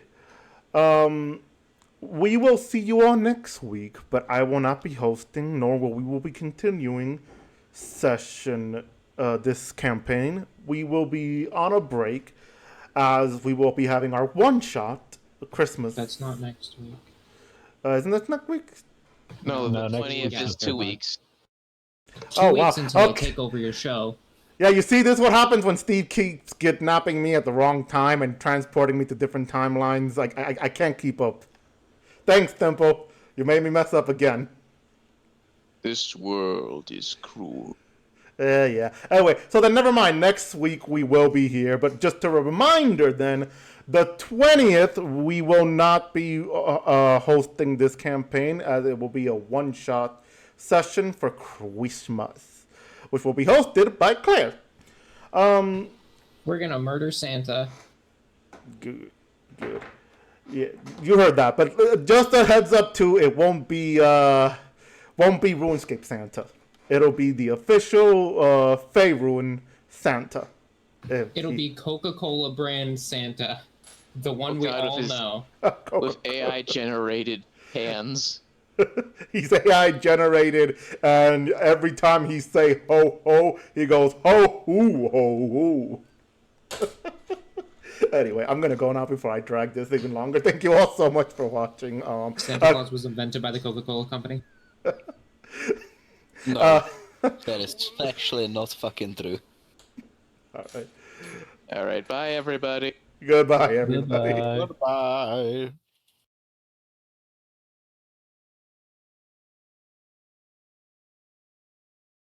Santa exists because of the old European Saint Nicholas.